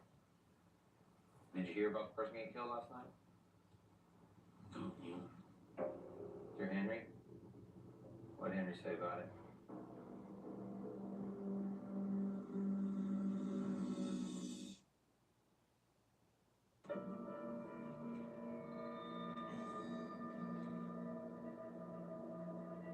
Did you hear about the person getting killed last night? No, you. What did Henry say about it?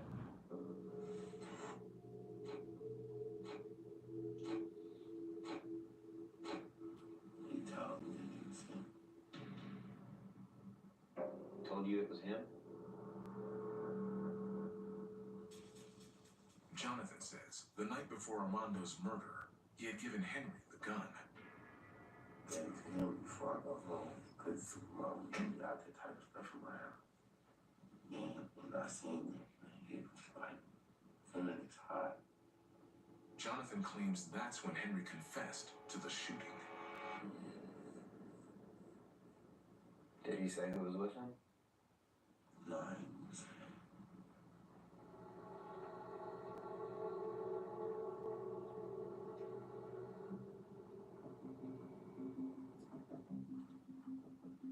Man, I appreciate honesty. I think you're halfway there. I don't think anyone went out looking to kill that man last night. I think someone got scared, popped some rounds, and man, tragedy struck. And we've got lives that'll never be the same. You're the one that's kind of in the predicament because you're the one with the gun in your pants. But I don't care about my game. How do I know you're not lying? Were you there? Truthfully. Yes. What happened? We got to get the car. It was 5 of us. And we was standing behind the car with the gun. And I was in the car trying to pop it. I heard the gun shot. We all took off running. Who all was there?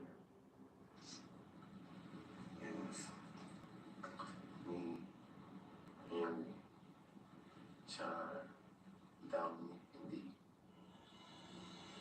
Who's Dee? He says D is D'Angelo Wilson and gives the last names of the other 3 suspects. What's Henry's response to this? He was like, hey, y'all, man. I had to do it because he was coming out and I didn't know what he had. It was either us and him.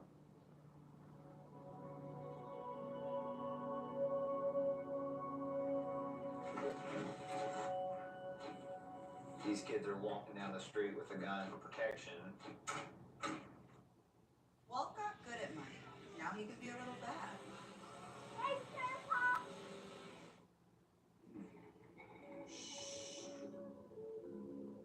Shush yourself. I'm enjoying my discounts. This is the quiet section. Now why are you talking?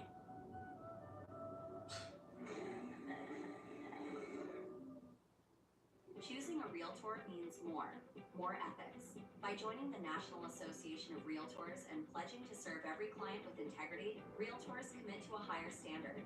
More expertise. With specialized certifications and local education, realtors bring guidance you can trust. More success. Equipped with the latest tools and data, realtors get results that work for you. Visit BaldwinRealtors.com today to find more. Baldwin Realtors, the R means more.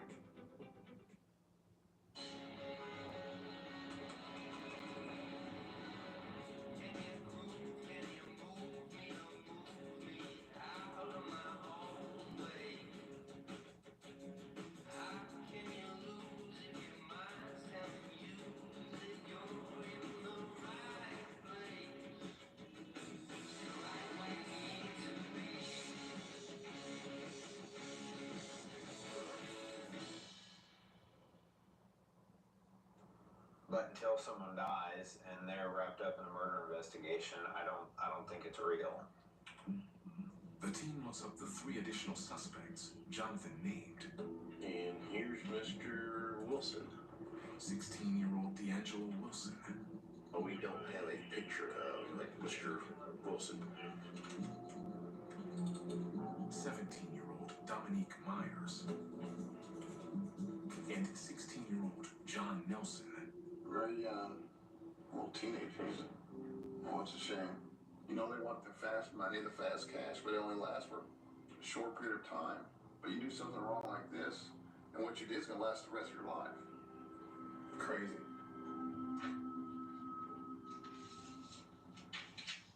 Who's that? Jonathan identifies Dominique, D'Angelo, and John. We won't know whether he was actually telling the entire truth until we get the other gentleman down here and get him interviewed.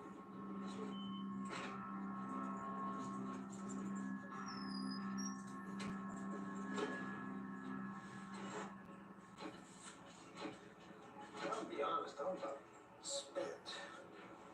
Comes to running and gunning on another murder suspect.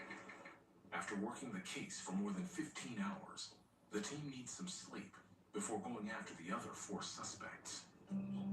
You have multiple suspects, and you have just so many lives that are going to be changed forever because of some foolishness. You know, one family is grieving the loss of their loved one, and then tomorrow we're going to have parents grieving the loss of their kids.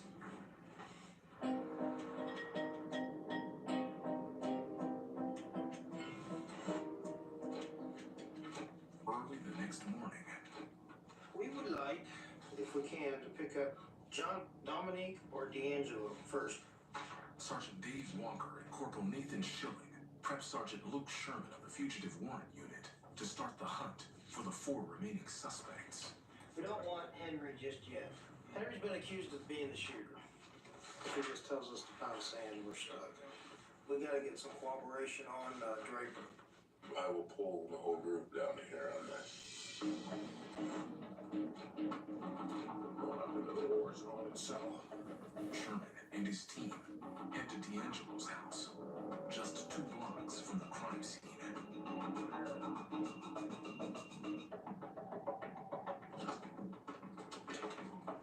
See if we get lucky.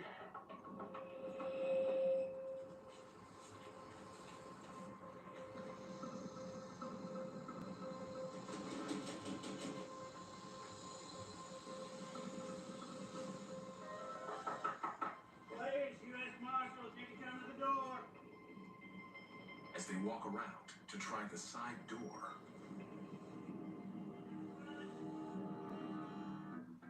How you doing, sweetie? I'm Sergeant Sherman, Fugitive Warrants. Can you come talk to me? D'Angelo's in there? Okay. D'Angelo's in the house.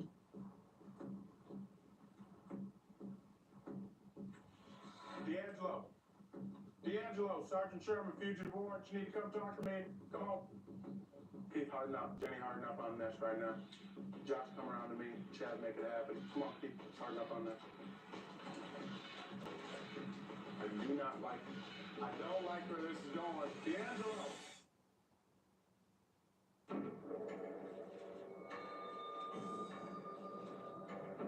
D'Angelo! D, Tulsa Police Department, you need to come to the front door. the Fugitive Warrant Unit is on the hunt for the second of their 5 suspects in the murder of Armando Hernandez. They believe D'Angelo Wilson is hiding in his house.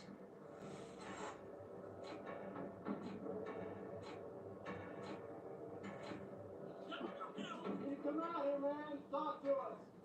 If I say no, I'm gonna put it in. Now! Right now! Who are you, man? You D'Angelo? Yes, sir. What you being a knucklehead? When I say to come to the front door, you need to come to the front door. Josh? With D'Angelo Wilson in custody, Sergeant Luke Sherman and the Fugitive Warrant Unit set out to find Dominique Myers. Alright, there we go. Introducing the Slim Jim, the fake day where you can be a Slim Jim. Buy a real Slim Jim today. Personally, I go with Sparkle. It cleans everyday messes and it won't clean out your wallet. Add to cart. Amazing. Amazingly affordable. You got that right.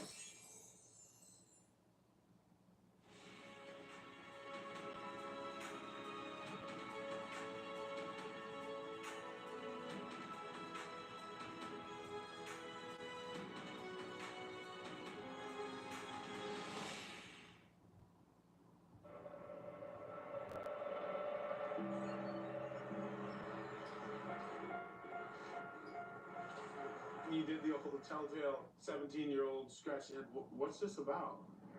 And I immediately just said it's about the madness up north. And he just looked at me and smirked. You know, he knows. At Homicide, Look, chill, whatever, you know. You scared of nobody. I'm letting him do it. I'm gonna get out. with pressure from his parents, 17-year-old Dominique quickly comes clean to Corporal Nathan Schilling and Detective John Brown. I only tried to steal the car. It was me, John, Dunley. They shut me deep. I was in there trying to park the car and everything. Then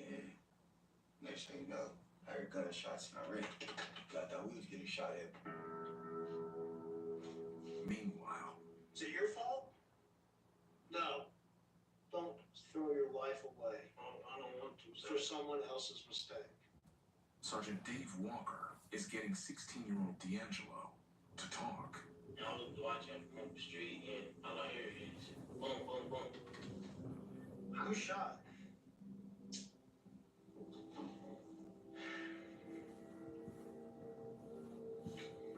You didn't plan on this man dying. You didn't bring a gun to the party. Who did? Who did? Except All right, sit there.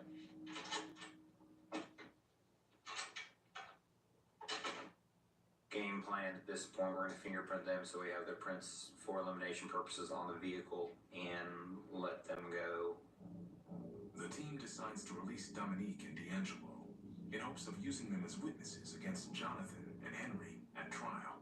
We'll submit it all to the DA's office when we're done, and they may decide that they want to charge these kids. I think definitely the younger kids look up to Henry.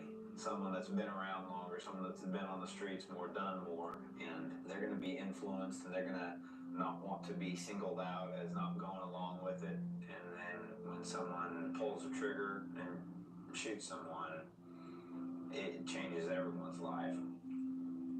With Henry's role as the alleged triggerman confirmed, What's wrong? the fugitive warrant unit hits his last known address just around the corner from the victim's house.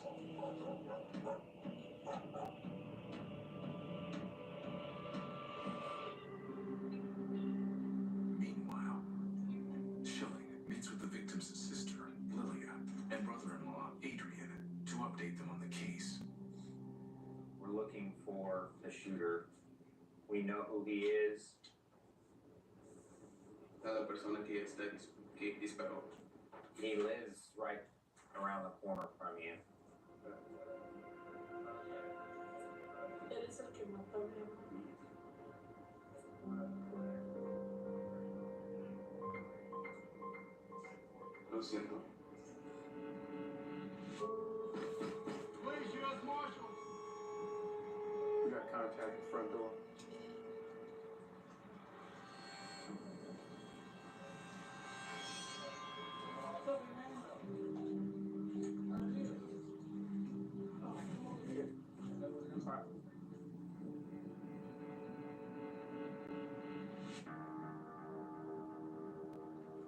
Henry is not there. Fugitive warrants has been out looking for Henry most of the day. They exhausted a lot of their resources. So we've put pressure out on his family, on the places he's been staying. He knows we're looking for him, and we'll keep looking for him. He needs to be off the streets. Patrol and the fugitive squad continue to comb the streets for Henry.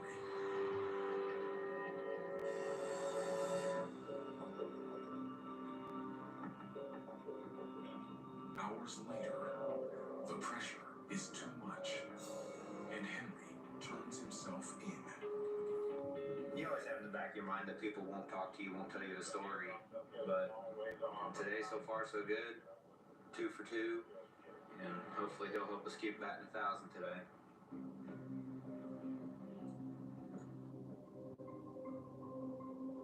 Schilling and Walker head in to interrogate Armando's alleged killer.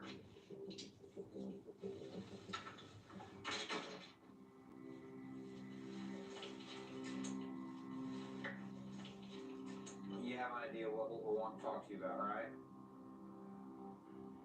Monday night. When this situation happened, I was at home.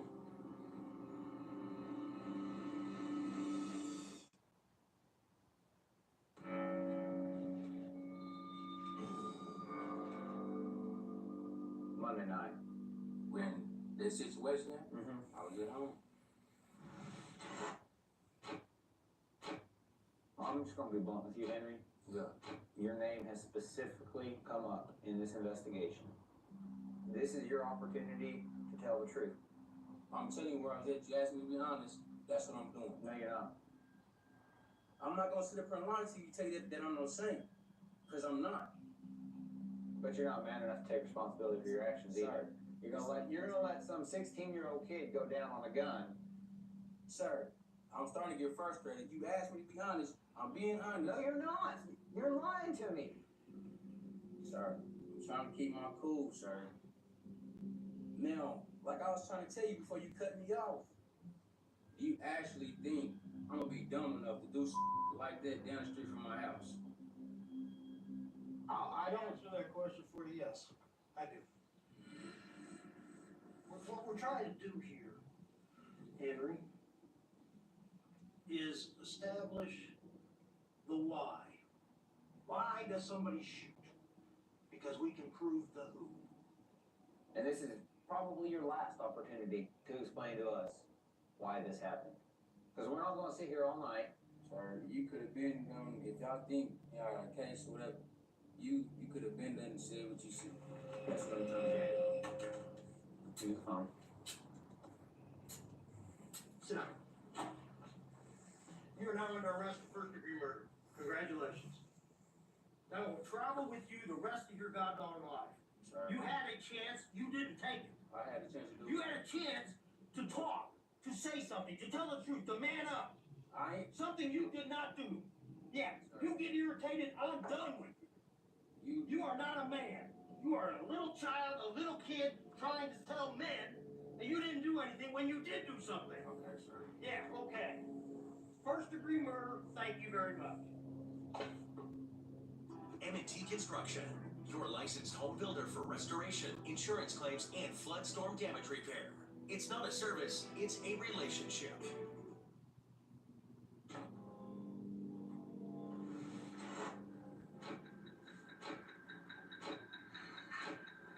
After giving Henry some time to think, Sergeant Dave Walker goes back in for another try. I just get mad and angry because, man, I just know something bad happened and you're just not there yet. We're giving you the choice. We can't force you to talk. We can't force you. You're right about that, man. I'm smarter than what you think. Hey, you're a smart guy, but sometimes smart guys do silly things. I've been doing this for almost 33 years now, so I see a lot of people sit over there. A lot of young kids that are going to grow old somewhere else. And I think that's what I'm looking at. You know, right now I'm the guy that says, yeah, this is what we're going to charge him with. I have choices, but I'm not getting anything to make a choice over. We're going first degree.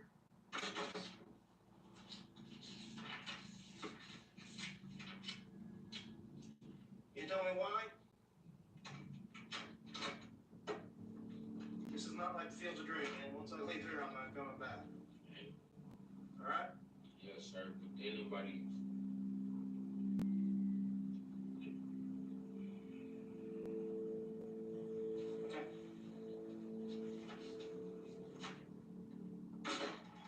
Okay. Ain't nobody just meant for the just get killed, man. I don't know who that was that came to that door. I just assumed, I thought it was a gun. I'm trying to kill nobody, man.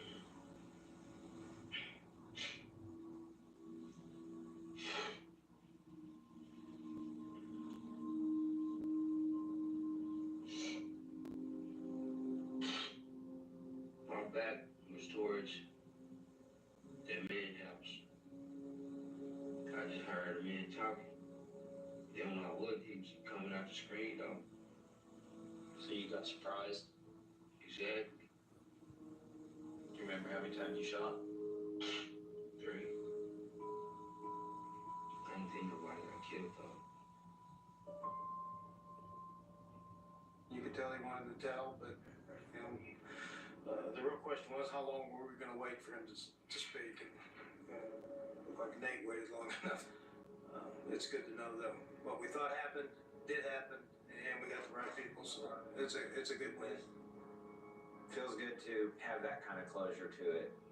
He teared up. He started crying when it came down to the tough part about taking the responsibility for his actions. Only he knows if it's remorse for taking someone's life or He's just upset about the situation he's put himself in. In just 42 hours, Corporal Nathan Schilling has solved his case.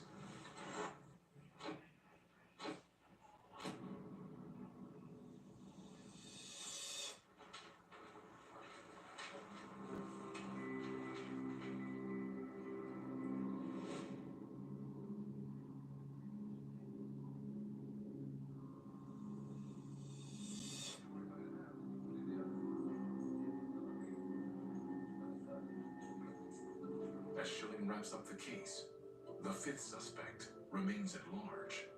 Tomorrow we'll go find John Nelson. And you have younger and younger kids that are just doing what they want. They have a lack of concern for life. I don't think they're going out looking to kill people, but their actions can result in that. Someone took Armando's life, and now his family has to pick up the pieces. I don't know that they truly comprehend what they've done or feel any remorse for it.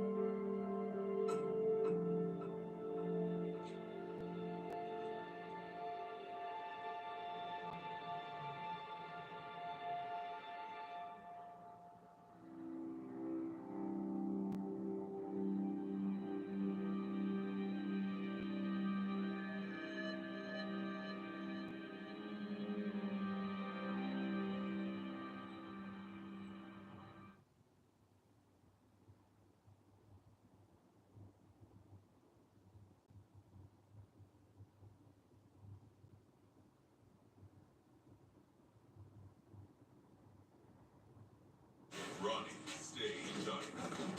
2 times more durable, so you can use less. The Silverado Trail Boss. And a fork in the road. Are we lost? An OnStar connectivity that doesn't know the meaning of the word lost. Trust me. And Chevrolet. Together, let's drive.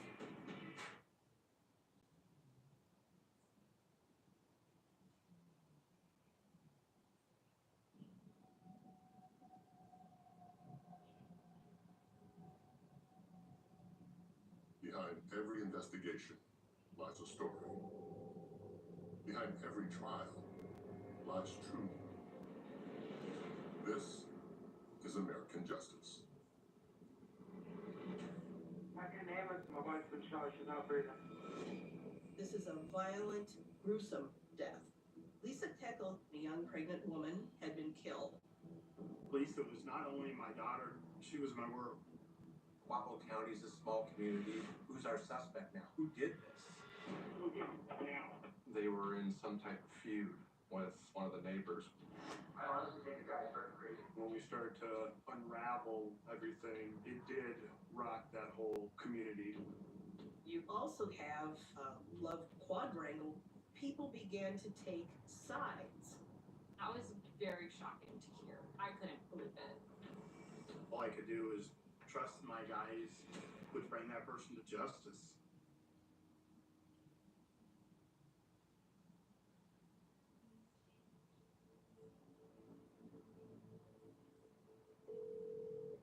And the dispatch. Yeah, I can name it.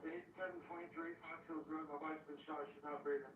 I understand. I was just trying to get ready for work. I heard this shot. Okay, so we have an Allison out to you. I was the patrol deputy working the overnight shift when this call came in. A female, an address out on Fox Hills Road, wasn't breathing and needed first responders. So I head that way, thinking I'm gonna go, help out. As Deputy Wonderland pulls up to the trailer house, he sees a familiar face.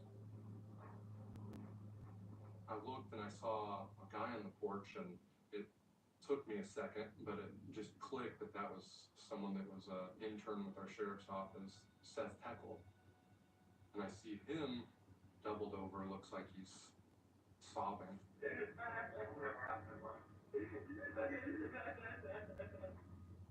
21-year-old Seth Teckle tells Deputy Wonderland that his wife, Lisa Teckle, has been shot. Lisa's a reserve deputy with our office, and it was, very surreal. I go into the trailer, just straight inside of a bedroom, and I could see a paramedic in there. He's working on Lisa. He was getting an AED ready, defibrillator, so I started getting chest compressions.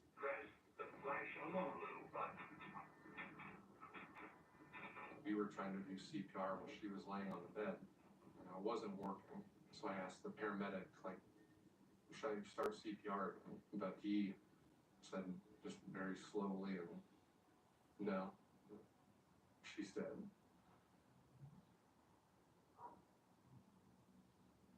"23-year-old Lisa Teckle is pronounced dead from a gunshot wound to the left side of her upper body."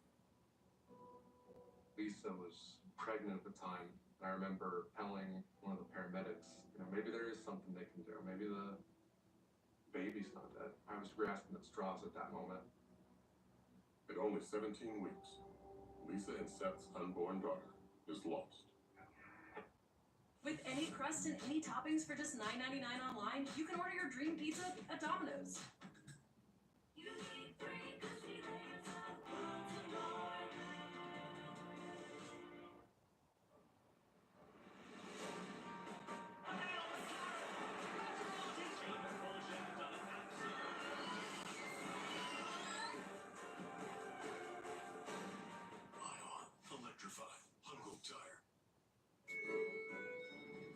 So we doing this? If we do, there goes moving to Paris. We're never moving to Paris.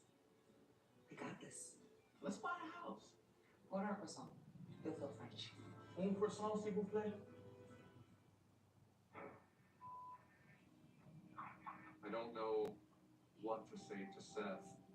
I don't know how to console him. What do you say or can you say when your wife was pregnant with your child's murdered? Within minutes, Deputy Wonderland's fellow officers show up at the scene. As a reserve deputy officer, Lisa was one of their own.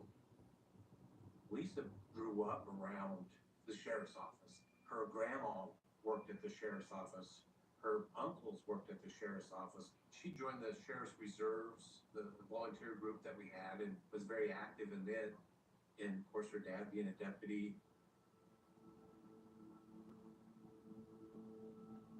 I was in bed. It was really early in the morning, and I got woke up by a phone call from the dispatcher. From the time I got the phone call till the time I arrived on scene, I just kept saying, "Oh God, oh God."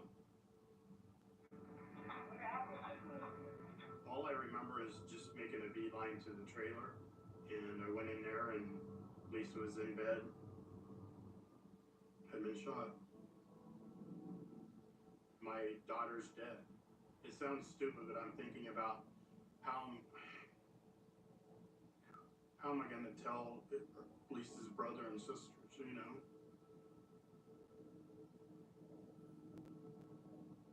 I just remember kept trying to call my dad, and finally he answered. He was just sobbing and crying, and then just between words he just said she's dead. And so it was just a lot of shock. I gave that news to every single person in my family. I know that part of their story in this is me telling them the awful news that she passed. And so I don't know why that makes me so emotional, but that's probably when I truly feel it.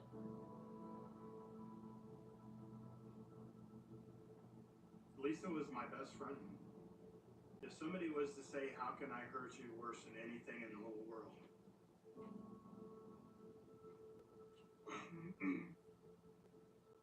I would have said, "Take Lisa from me."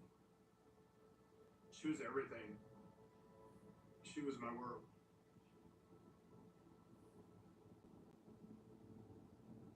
We're a small department, We know each other's husbands, each other's kids. Here's a violent act that occurred that resulted in the death of Lisa and her baby. Who's our suspect now? Who did this? As Lisa's father remains by her side, officers turn to her husband Seth for answers.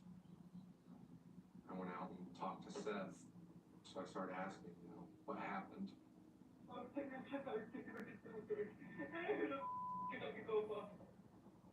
I came running out. I looked the best of it just laying there. I'm gonna kill all the business. Yeah.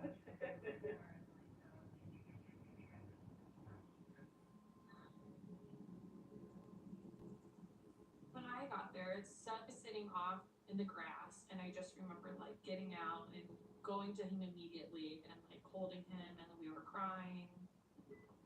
And I remember my dad talking to one of the deputies. They were getting everybody's statements at that time.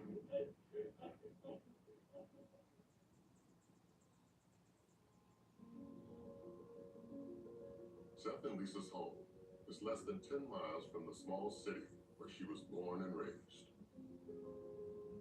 Ottumwa is, for Iowa, a medium-sized town. I think it's about 25,000 or so. But still, small enough where your families know each other. Everyone had a connection to Lisa in some sort of way.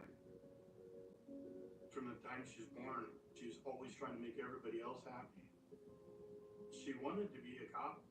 There's a couple pictures I have of her as a little girl with the deputy sheriff hat on, and she's kind of grew up around it. She wanted to follow in our dad's footsteps, I believe in hopes to become a deputy. Seth and Lisa were together for some time.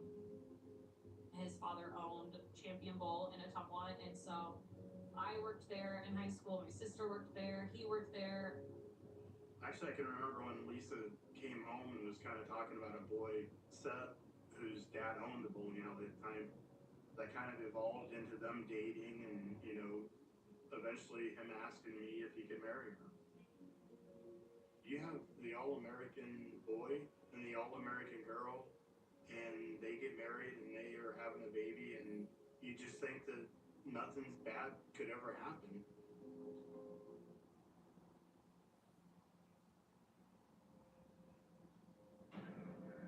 To avoid a conflict of interest, since the victim is Deputy Todd Caldwell's daughter, the Iowa Division of Criminal Investigations takes over the case. The DCI is the State Police of Iowa. I was a special agent with the Major Crimes Unit. We went inside, and my first observation was that there's no signs of any sort of forced entry. I didn't see any signs of any foreign intruder. I didn't see any signs of struggle. It seemed to be a somewhat neat and clean house. We walked down the hallway, and I saw Lisa in bed. There was a black pistol on the nightstand. I'm dealing with a gunshot wound. Is this the gun? Officers don't find any shell casings at the scene, but they do observe details that corroborate Seth's account. Seth had said that he was showering. One of the things we noticed, there was a wet towel on the floor. There was drops of water on the base of the shower. The shower head was still wet. As investigators continue parsing through potential physical evidence, Lisa's father has a hunch about who might be responsible. For a couple months prior to this, Seth has been talking about this neighbor, Brian Tate, who's just weird and maybe somebody to be cautious of. Just a couple weeks prior, there was this argument on things being tossed over the fence back and forth between Seth Heckle and Brian Tate. I remember Todd saying he thought that, Brian may be responsible. He was obviously very upset. I do remember telling Marty to go get him.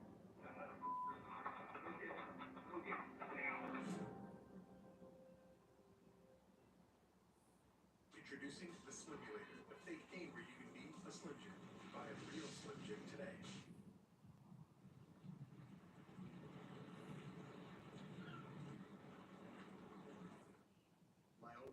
Camilla, 2 days old, she had had open heart surgery. All of a sudden, she's on 5 different medications. GoodRx can save you a lot of money, so it puts less stress on our household, and it puts less stress on our pockets.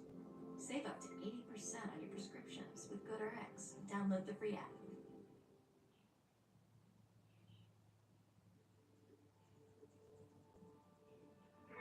Find out what happened. 6 hours after the killing of Lisa Teckle, investigators zero in on her neighbor, Brian Tate. There was incidences going on between the Teckle residence and the Tate residence.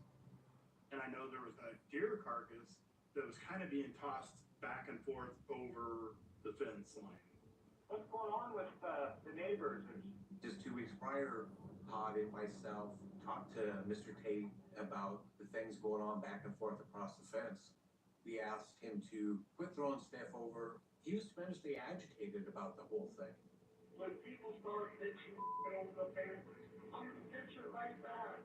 I had actually responded to a few calls for Brian. Okay. And what was there? And I remember one of the times when I went there that he was sitting in a lawn chair and there was a shotgun down by his feet. When I asked him about the shotgun, he just said, you know, I want to be prepared in case somebody, you know, comes during the night or something like that. I never did let him know that my daughter lived next door, but as a dad, I'm thinking he was a paranoid person. I knew that we were going to have to talk to Brian Tate to rule him in or out as a suspect. We also want to talk to Seth Teckle. He was the last person to see her alive. While investigators head over to the Tate residence, Agent Chris Thomas asks a despondent Seth Teckle to provide a full witness statement at the sheriff's office. You're good at finding the tackle. You have to take into account that this person has just lost their wife and their unborn child. Sorry. Lost everything. This is gonna be hard. We first start off about what happened. Seth described the morning, getting up early. At 5, I was getting in the shower. I wasn't in there for more than 5 minutes. And I heard this loud noise. Tell me what you think. Well, the only thing that I know is that I heard it sounded like a gunshot. I run out and I see my wife with a freaking bullet hole in her side. I hear somebody still in my house. I go to find out who the in my house. They're gone. The door's wide open. I run back inside. I run into the bedroom. And I call 911. I get on the bed. And I'm trying to roll her onto her back. So I can do CPR. I look at her. Her face is white. All solid color. And I just realized that I couldn't do it. I can't. I froze. I can't save my own life. Giving guns that are this. I haven't looked. I know. There's people there now. That's the case. How many? Seth makes a list of 5 guns in the house, 2 pistols, and 3 rifles that are accounted for in the home. So it's here to hear that it's. Who was the first person that came?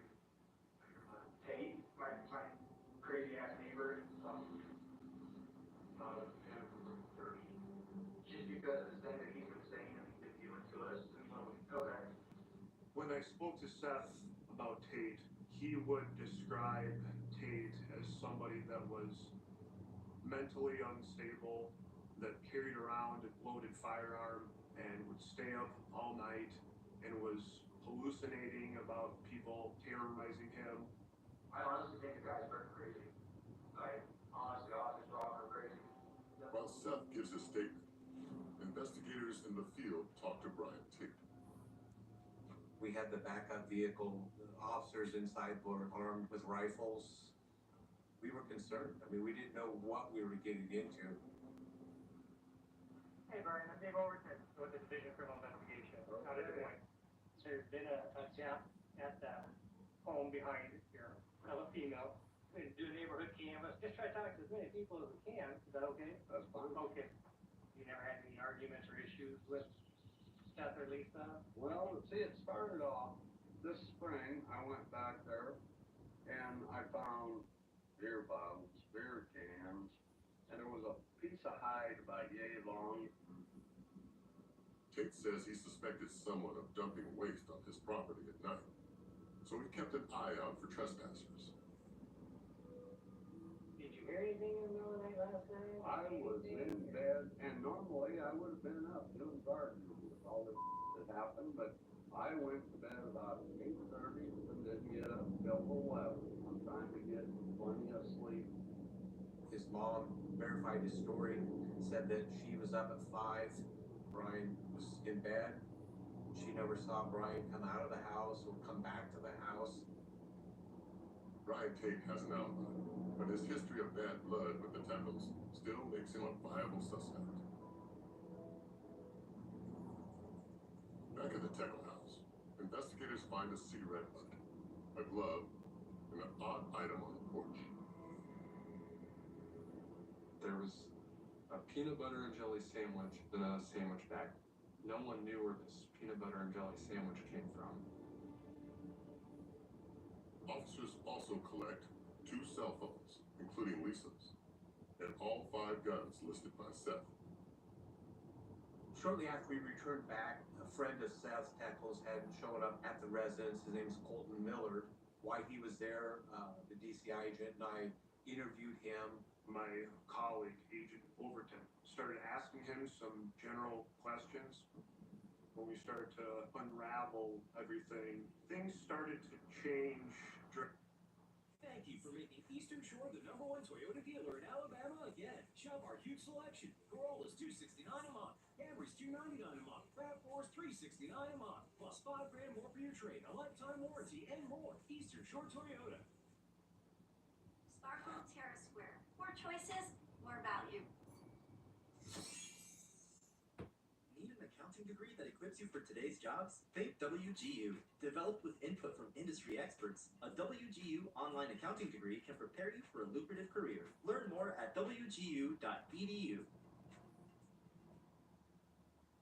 Introducing the all-new Arena by Dave & Buster's, an entire room that transforms into a video game. It's wall-to-wall action, and the biggest innovation for the room since the door. Dave & Buster's, book the Arena today. Drastically, I was shocked.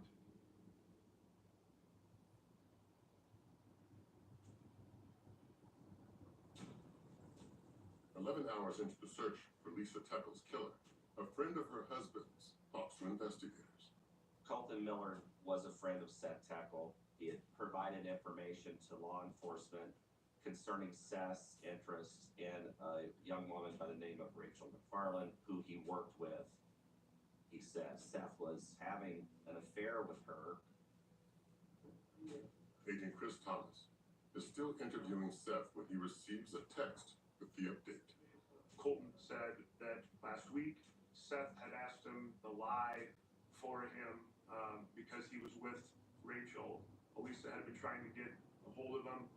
Seth and Colton decided that they would just tell Lisa that he had been fishing and that he had lost his phone. Let's talk about people that are in your lives and lives. Was there any extra marital affairs? I had, I was maybe, there's a female from work that, Rachel McFarland,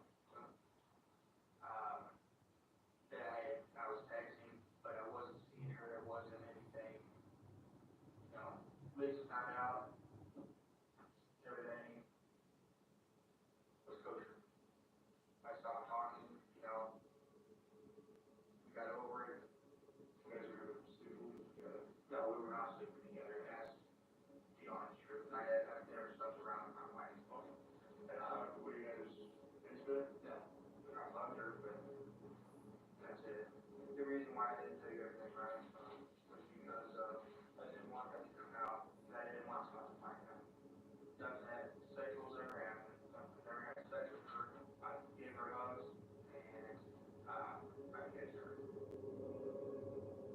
pushed a bit more. It went from I just hugged her to I kissed her. His story started to somewhat unravel.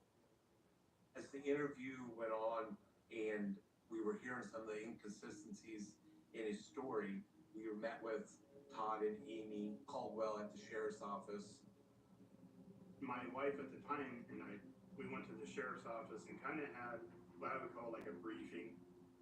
At this point, I have no idea what's going on. I just know that my daughter's dead. And that was tough because, you know, Todd was a friend, he was a coworker, but yeah, we didn't want to compromise the investigation, so we didn't tell them what was going on, just tried to reassure them that we were working the case the best we could. There's some other things that I feel like you're not telling me, maybe because you forgot, I don't think it's relevant. But there's obviously more to this Rachel thing. She was under the impression that I was leaving this time. She just asked if I was, if I was going to go through with it. And I said, yeah. And I should know why, obviously, right? When we started to unravel everything about his lies involving Rachel, he was a bit defensive. Why would Rachel have the impression that you were going to leave this system? Because I gave her that impression. That's a problem. I know it is, and I told you that earlier. At that point, Seth decided that he didn't want to talk to me anymore and left. Seth Tackle is free to go, but unable to return home until the sheriff's office concludes its search of his property. He spends the night with his parents, who also live in town. When we sat down that evening at the sheriff's office, we were having kind of a debriefing as to what each one of us had learned that day. One of the people investigators had interviewed was a former roommate of Lisa and Seth's, named Lucas Howell.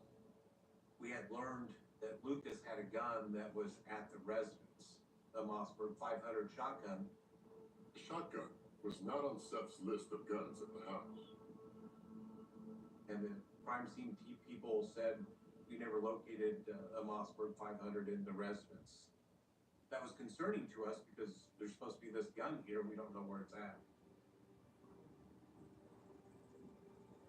We made the decision that the next day we'd search the Peckle property, see if we can locate it.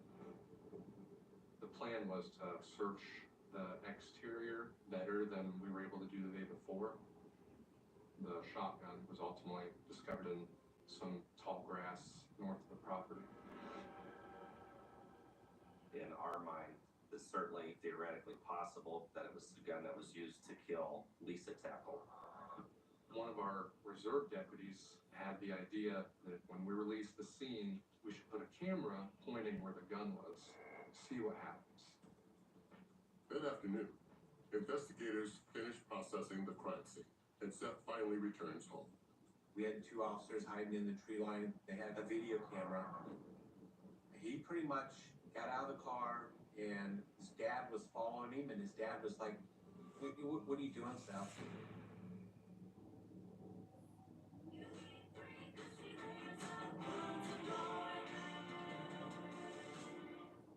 At Domino's, get the pizza you've always wanted but never dared to get, with any crust and any toppings for $9.99.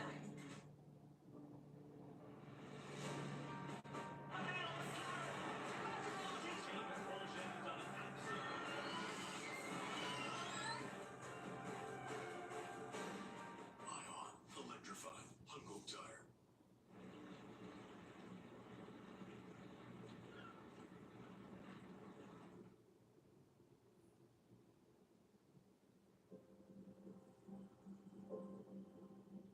The day after Lisa Tackle's murder, her husband Seth returns home. Investigators point a video camera in the direction where the suspected murder weapon was found. Unfortunately, the quality of the video wasn't very good, but he made almost a direct beeline to that location. Investigators believe that Seth is searching for the Mossberg 500 shotgun. He wasn't just a witness anymore, he became a suspect at that point. Seth recalled it being 5:05 when he had heard the gunshot and raced out of the shower. He didn't call 911 until I believe it was 5:23. What he did for the next 18 minutes before he called us, we believe was obviously throwing the gun in the grass. Hours later, investigators get results from Lisa's autopsy. The report confirms that she was killed with a shotgun. Fragments of the projectile are collected for testing.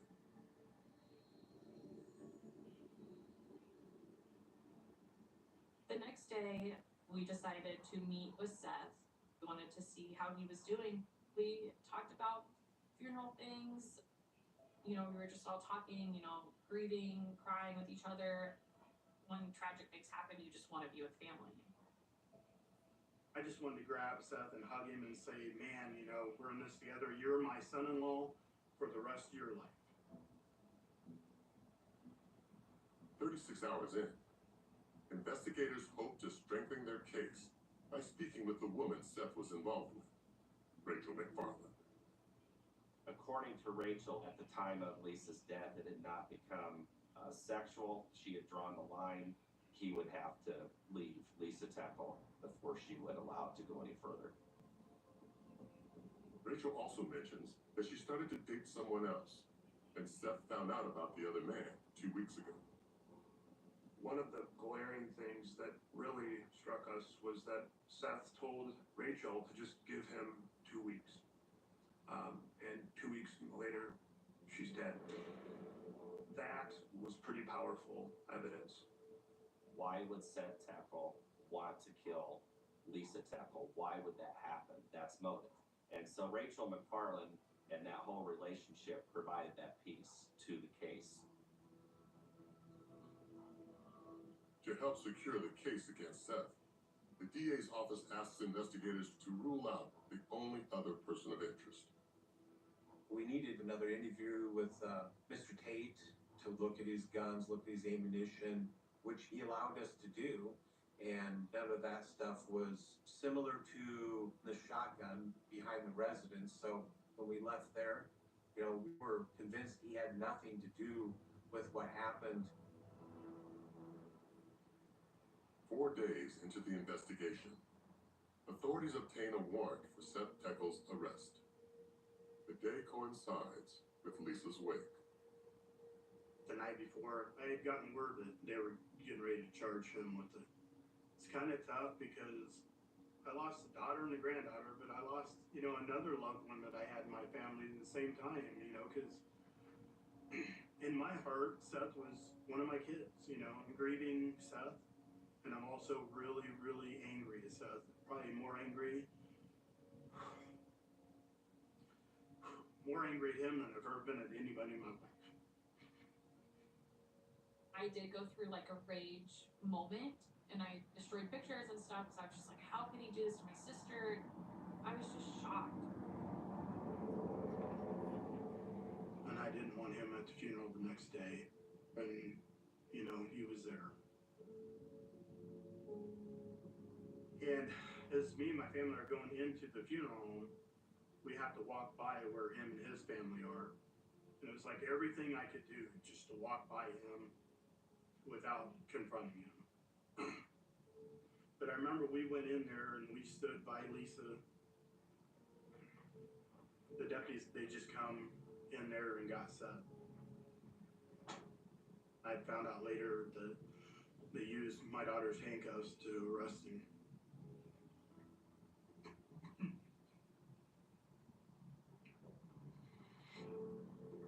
Seth is charged with first-degree murder and non-consensual termination of a pregnancy. He pleads not guilty. People were shocked by this. You want to think of young people who are married and having their first child as being happy on the road to a long life together.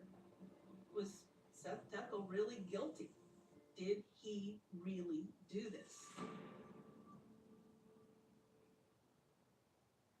Eat like a beast, live like a beast. Wait, I'm not finished. It's time we listen to science that matters.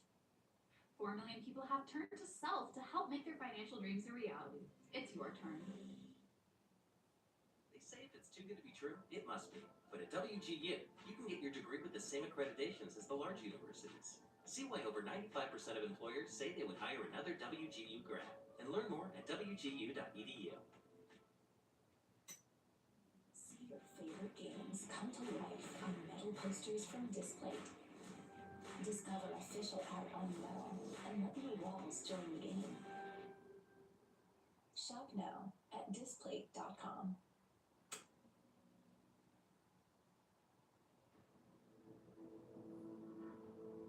9 months after the murder of Lisa Teckle and her unborn child, the case against her husband Seth heads to court. Seth maintains his innocence, and many in the tight-knit Wapello County believe him. It's very tense on both sides because they were well-known families. One family that wants justice for their family member, and you got another family that they believe that their family member was innocent. Whose side do you believe? Whose side do you sit on?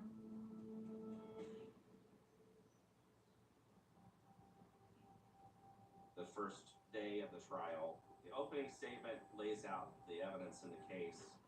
We have to prove premeditation, specific intent to kill. Among the most incriminating evidence is the shotgun that Seth omitted from his list. Ballistics testing reveals that the round that killed Lisa likely came from the same gun. The gun was pretty critical to our case, and in our mind, pointed directly at Seth Teckle. We also presented evidence about the secret phone that Seth had. There was a cell phone that was found in his vehicle that nobody knew about. And we discovered that there was some text messages Seth had sent to Rachel the night before the shooting stating that we were done and Lisa's leaving in the morning. It was a countdown to Lisa's death. On day 5, the prosecution calls Rachel McFarland to the stand. Rachel McFarland's testimony provided that motive piece. Without that testimony, without those text messages, I mean, I don't think you have as solid of a case. After 10 days, the prosecution rests, and the defense begins to lay out its case. We knew that the defense was going to hone in on this argument that Mr. Brian Tate was responsible. Unfortunately, Mr. Tate passed before the trial could start. I believe he died in September. He had some very significant health issues. The defense's tack was to sort of portray him as this mentally unstable person that didn't like Seth Teckle. Basically, the argument was that Brian Tate broke into their house with the intent to kill Lisa without carrying a gun, hoping that he would find a loaded gun, then shoot her, and then be able to run away from Seth without being seen. One of the chief pieces of evidence was the peanut butter and jelly sandwich, which was left on the porch. They were claiming that those items were in the trailer. No peanut butter, no jelly, no bread. The real killer didn't bring a murder weapon with him to a scene to commit a murder, but apparently had brought a snack for lunch and dropped it on the way out. It was completely unbelievable. On day 13, the defense rests, and the case goes to the jury. When the jury got the case, we were confident in where we were, and the deliberations just went on and on. After 4 days, the jury returns and declares a mistrial. We ended up learning later that there was essentially one holdout for a not guilty. One person just flat out said, unless you have video of him doing it, I will never vote guilty. And we were like, well, how can you do that? There's no video of that. And he goes, then I'm not going to vote guilty. I heard the family crying, and knowing that we couldn't give them closure, knowing that we knew he did it, was very frustrating and very hard. You've prepared yourself for this trial, and you've prepared your family for the trial, and then it's just like somebody gut punches you. I think we all felt like defeated. You're hearing all of these details of this crime, and you just wonder what the jury was thinking. There was no question that we would retry it. We just step back, take a breath, and do it all over. 7 months later, both sides head to court for a second trial. In this second case, our strategy was if we got 11 convinced first time, there's not a whole lot that we really needed to change.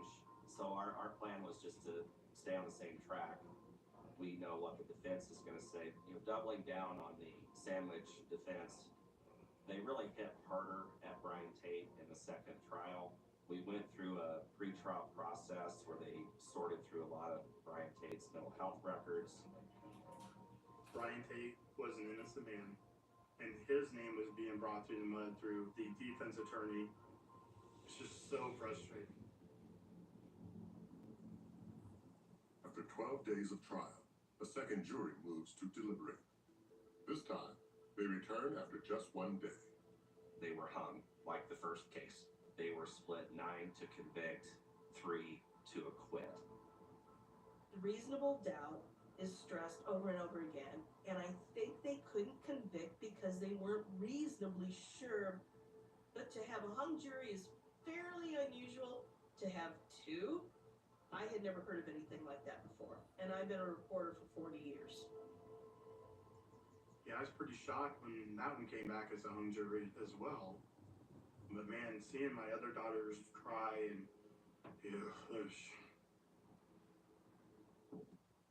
Domino's pepperoni stuffed cheesy bread is loaded with pepperoni. It's kind of like your favorite pizza's best friend.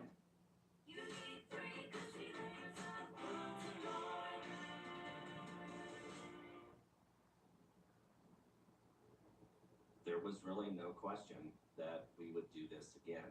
Between the second and the third trial, Seth's family essentially run out of enough money to hire the defendant's attorney, Steve Gardner. So we knew we were going to get new defense lawyers. My first impression was there's no way this guy could murder his wife.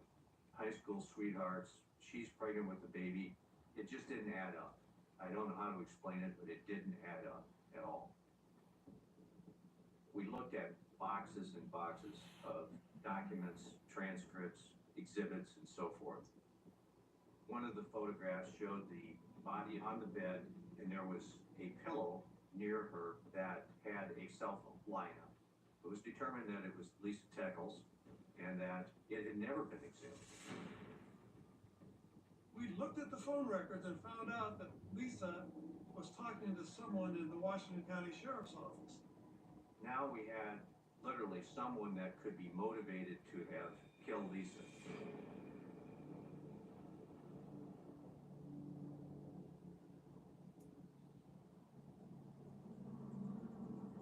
Nearly 2 years after Lisa Teckles' murder, her husband Seth's new defense team discovers that Seth wasn't the only person having an affair. It was a complete new angle that had never been talked about before. And we were only a month from the third trial. Lisa's cell phone records reveal text messages and calls to a married co-worker, Jason Tennis. I think that whole thing was a shocker to everybody. We're investigating Seth, so we didn't look into Lisa's background very deep because we felt like we had our suspect. A deposition was set up at the state's offices. They summoned Mr. Tennis. He sat down at the table, put under oath, and Roger asked him basic questions. Did you have a sexual relationship with Lisa Teckle? And he didn't hesitate. He said yes.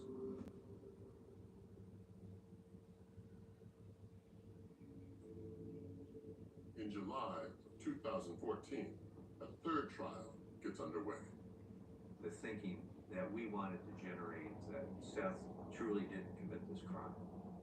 We knew that what was hanging in the balance was Seth's life.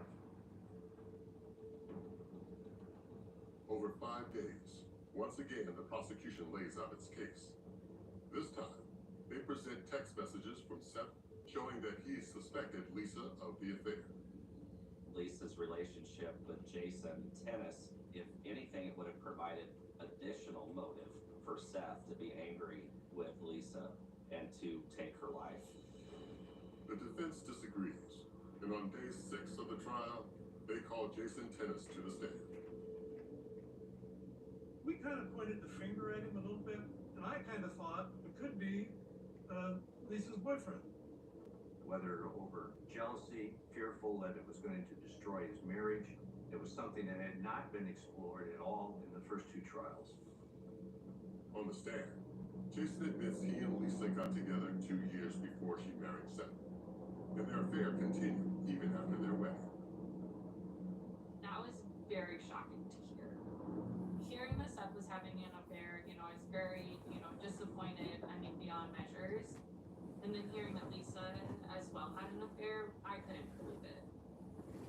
Here you have love quadrangle, really. And here's a person who may have had reason to kill her, been angry with her. But his alibi was very strong.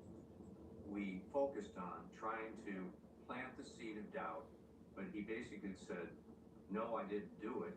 And he used his wife as an alibi as to where he was at. Jason came off very honest, and as far as providing any sort of additional reason or motive for anybody else to have killed her, that wasn't there. On day 11 of the 3rd trial, both sides make their closing arguments. Lisa's family hopes for justice at last.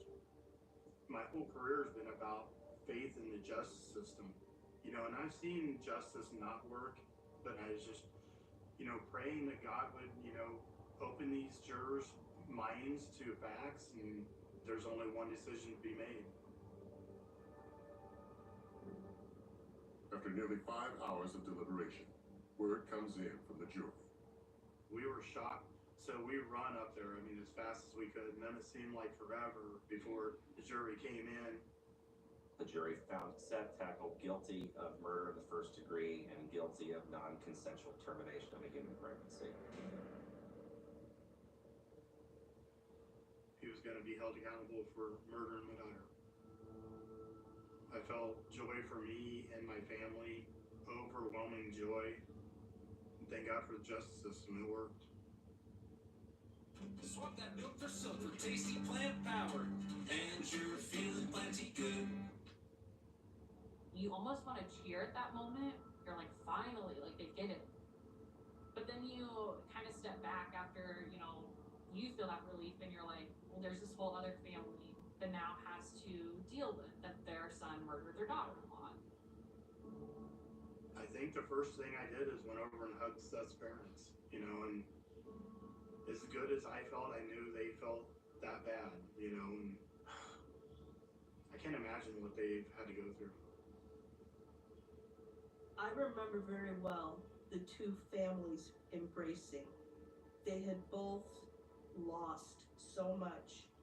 I think that's part of the small town fabric, because you really are your neighbor's family in a small town.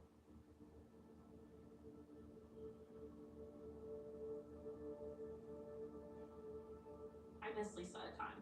Just having kind of that older sibling that you had during, in junior high and high school years, I would have loved to have that in my adult life. And I miss that opportunity to see her being a mom and to meet her first child. So that's really hard. After the trial ended in a verdict and, it's time to go back to your life, from that point on, it hasn't been about the tragedy that happened in my life. It's been about the pleasure I had to raise Lisa. If somebody would say, hey, I'm going to give you Lisa, but I'm only going to give you her for 23 years, will you take it or leave it? I'd take it every time.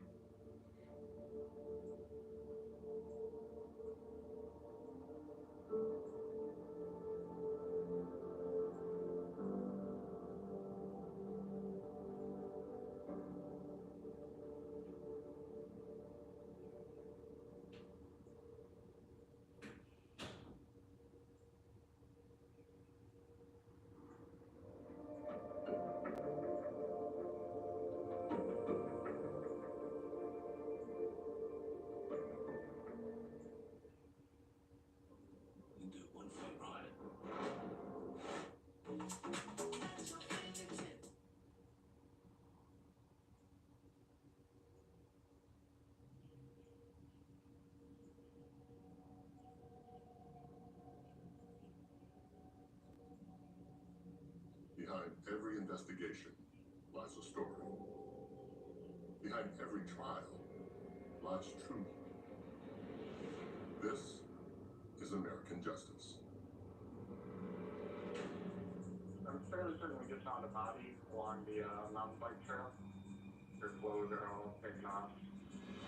Some violent, almost obsessed intruder came into my community and hurt one of my kids. I didn't want to believe that it was April.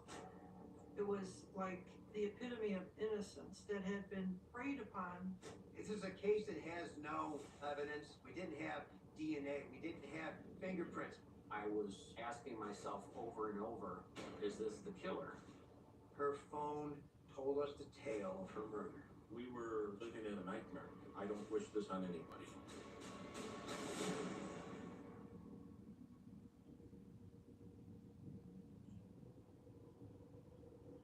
It's the middle of the summer in the small village of Armada, Michigan. 14-year-old April Millsap heads out the door to walk the family dog, Penny. April and Penny were like best friends. You can't separate the two.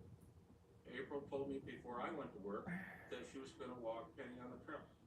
Okay, have a good time. I mean, that's the only thing that goes through my mind. I didn't think anything bad, anything good. It was just a typical day. April usually walks Penny along the Macomb Orchard Trail, a popular bike path that runs through Armada. Several hours of daylight are left on this summer day. She headed out around 5 o'clock, 5:30. Nearly 2 hours later, April hasn't returned home. I started calling, and there was no answer. Jennifer's texts are also not returned. That's when I started thinking something was wrong.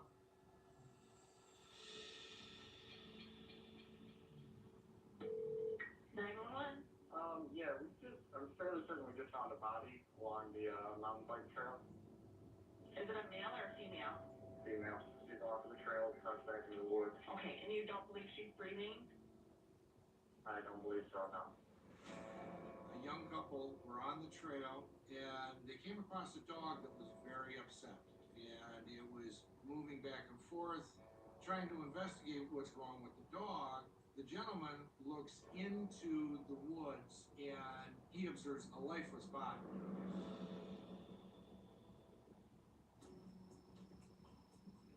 Within minutes, police arrive on the scene. I arrived at the crime scene, and in the bushes, there was a ditch. On one side of the ditch was a small white tennis shoe. On the other side of the ditch was a second tennis shoe. The young lady didn't appear to be a full teenager. The top of her clothing was ripped off of her. Her shorts and her underwear were ripped to her ankles. There was a vicious stamp mark with herringbone imprint at the bottom of a shoe across her lower face and neck. It was a pitiful scene.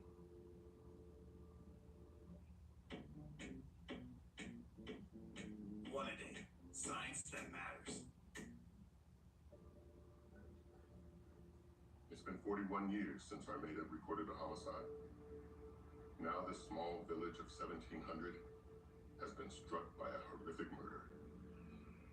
As the police chief, I'm looking at it as some violent, almost obsessed intruder came into my community and hurt one of my kids. It was now my job to find that person and convict that person. The young victim has no form of identification on her and no cell phone. While police comb the scene, the dog is taken to the local animal shelter to be examined for DNA evidence. As we are reaching out to get assistance from different departments, a mother shows up at the perimeter of the crime scene with a young man. She tells us that her daughter was missing. The woman is Jennifer Millsap. She tells police that she and her daughter's boyfriend are looking for April. Her daughter was walking the family dog, Penny. She gave us a description of the dog, gave us a description of her young daughter and what she was wearing. It became apparent that the dog we had was Penny and that the body was April Millsap, 14 years of age. As is normal procedure, investigators don't provide any details about the crime scene or the victim. We were not comfortable with giving out any information until we had an opportunity to interview these people. We had the mother and the boyfriend go back to the station and started to put together the investigation.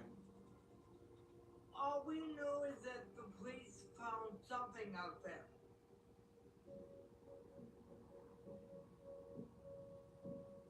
I'm working and Jennifer calls and she is hysterical. She's not making much sense. All I'm hearing is April missing and police station. I go to the police station and they told me that I needed to wait outside because they try to keep everybody separated at that moment. At the station, Jennifer files a missing persons report. She tells police that when April didn't come home, she called April's boyfriend, Austin. Austin told her that he hadn't seen April at all that day, but he did get an unusual text from her at 6:28 p.m. The text read, "I think I almost got kidnapped." They were kind of quarreling, so he thought nothing of it until I mentioned that April wasn't home yet. Separately, police begin to question 15-year-old Austin. He tells investigators a similar story.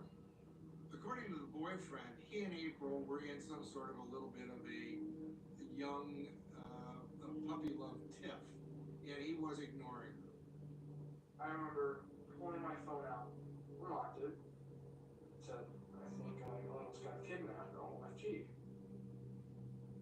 And at first, I'm thinking, this is like creepy old guy at the store just checking around, no big deal, she just exaggerated. And what time was that on their end? 6:28.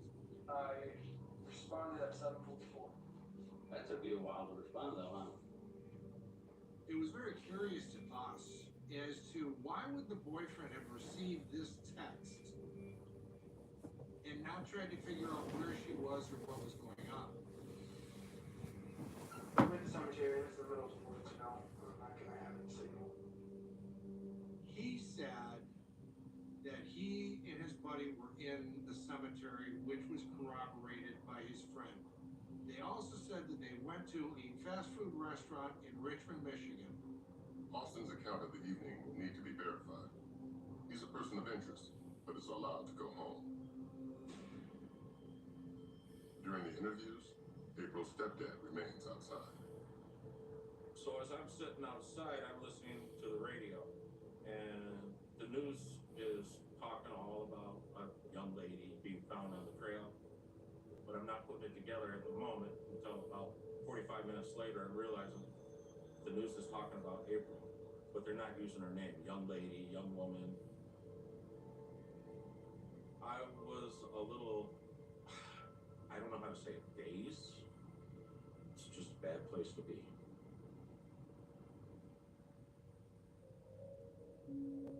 I met April when she was 6 years old, and she was a great kid.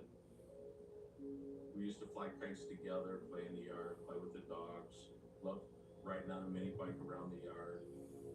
She loved animals, and she was the only girl I ever knew that liked playing with bugs or spiders or snakes. If I said, "Hey, look at the frog," she'd go catch it. She meant the world to me.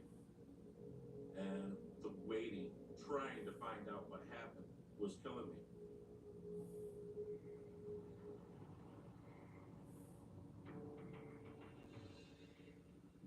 Investigators question April's stepdad to find out where he was earlier that day. David tells them, and police verify that he was at work. When he's finally reunited with Jennifer, he keeps what he heard on the It's lemon pepper season at Zaxby's. Who's got the sauce? Zaxby's. Well, ever since he was a baby, they knew the kid was cowboy crazy by his head. They knew that he liked westerns by his fleshy cowboy head. The news to himself.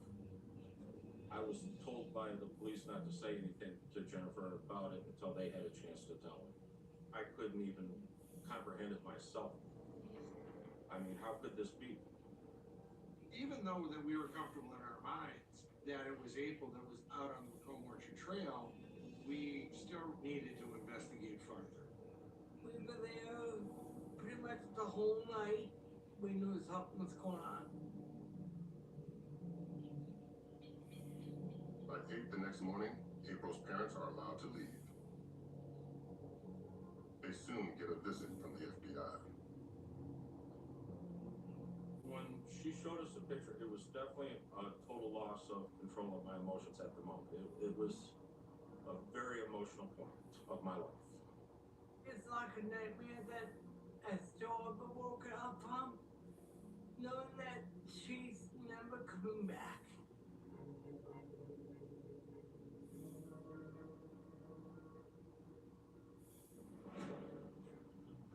As news of a body found on the trail continues to spread, additional officers arrive in Armada. Overnight, the town has transformed from a safe, quiet village to a community on edge. The people within the village felt violated. There had been a murder committed in our town, and they were outraged. The townspeople were worried that their children were not safe, and so there was a panic, not knowing who would have done this and are they going to do it again. We had to find this killer, and we had to find him right away.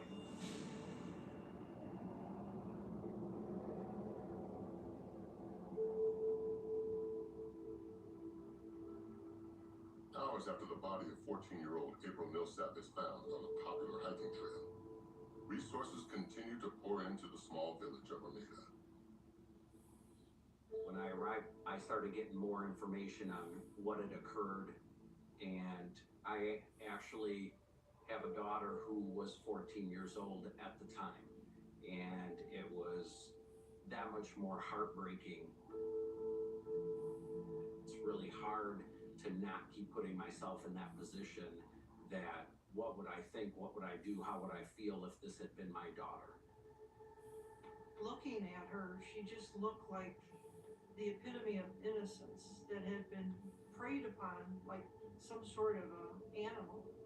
And it was just a horrible, horrible scene. And it was hard to believe how a predator could have done this in this area, especially with the amount of people that use that path. The conclusion of the medical examiner was it was death by asphyxiation and blunt force trauma. The stomping of her windpipe of her neck to the point that it collapsed, it was just a brutal way to attack someone. It was strong enough that it left shoe prints on her neck and her face area with the pattern of the bottom of the shoe. It kind of led me to believe that we were just looking for some form of a monster out there. The shoe imprint was so clear that it was something that we could match against if we found the killer's shoes. With her shirt and bra being pulled down and her pants being pulled down, obviously we thought that she had been raped. So a rape kit was done. The results are not immediate. Police released photos of April Millsap to the media, confirming she is the girl who had been found dead on the trail. The tiny village of Armada reels from the news. Such a horrible thing. April was such a sweet girl. I was a counselor in Armada Middle School, and so I knew her very well. She was warm, she was friendly, she liked school, she liked her friends.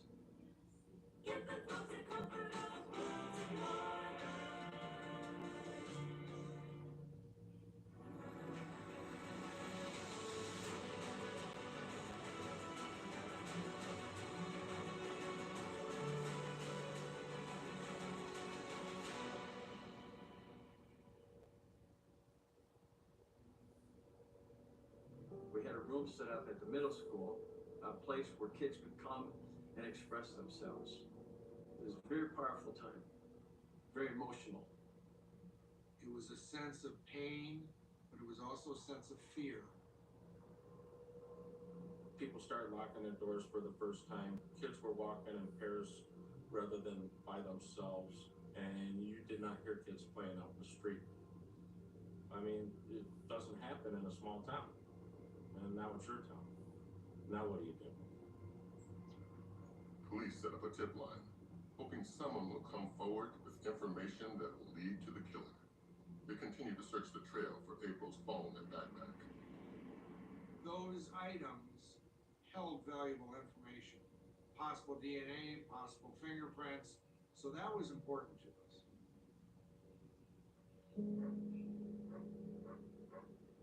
Later that day, April's dog Penny is returned home from animal control. She was just running around and just, I guess, happy to be home. I don't know if I told her yet that April wasn't there. If Penny could actually talk, we could know exactly what happened. Detectives work off the theory that April was killed shortly after she texted her boyfriend Austin at 6:28 p.m. They need to verify Austin's whereabouts around that time. Got McDonald's, drive-through, came back. But I don't know if the text message I got from April, I know it was at 6:28. With how everything works up, I'm not sure where I was, but I think I was at the cemetery. We were able to get the videotape from the fast food restaurant. We see Austin going through the drive-through at approximately 6:30 in the evening, and there's no way Austin could have been in the fast food restaurant at 6:30 in Richmond and murdering April at 6:30 in Armada. So we knew that Austin couldn't have committed the murder. Detectives hope that the people of Armada can help crack the case. Already, calls are pouring into the tip line. We received a tip from a young girl who said that she was out in front of her house when a white van drove by very slowly, and it appeared the two passengers in the van, one of them pointed at her. It really gave her an eerie enough feeling that she took a video of this and reported that white van to us. We definitely want to locate that white van, find out why it was in that neighborhood and who was driving it. Certainly everybody in Armada was concerned. Where do we find that van?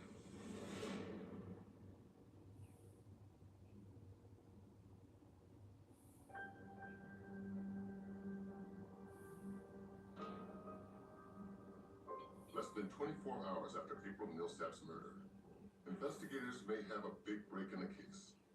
A suspicious white van that seems to be following young girls.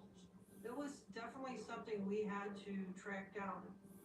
We didn't have a license plate though, and so tracking down this white van became quite difficult to do. Police turn to the local community for help and release the grainy image of the van. A builder called in and said that the van that we had released to the media was his van, and it was in fact him that was in that subdivision. And he wasn't pointing at the young lady, he was pointing at houses in the subdivision that he had built. The man brings his van to the Armada police station to be examined, which turns up no evidence. We were able to definitively clear that van, that builder, from the suspect list. While the white van is a dead end, police sort through hundreds of tips from the public. We got a huge tip from a father and two of his daughters who had seen April on the path that evening. The two daughters went to school with April. They know who she is. And April is talking to an older man on a blue and white motorcycle, and he's wearing a black helmet. The father described the motorcycle as an off-road enduro, blue and white motorbike. With this tip, we actually have an interaction between April and another person. On the heels of that promising tip comes another lead. It was a mother-daughter combination that was riding their bike on the path on the day the murder occurred and called in to tell us they too saw a male with a motorcycle, moped-style bike talking to a young female who was walking her dog. They went and did their loop and turned back around. By the time they came back, the young girl and the dog were no longer there. And all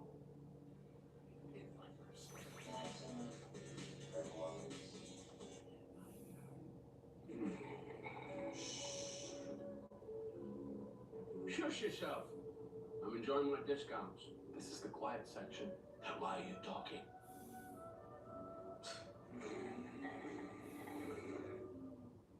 all they saw was the motorcycle parked on the path.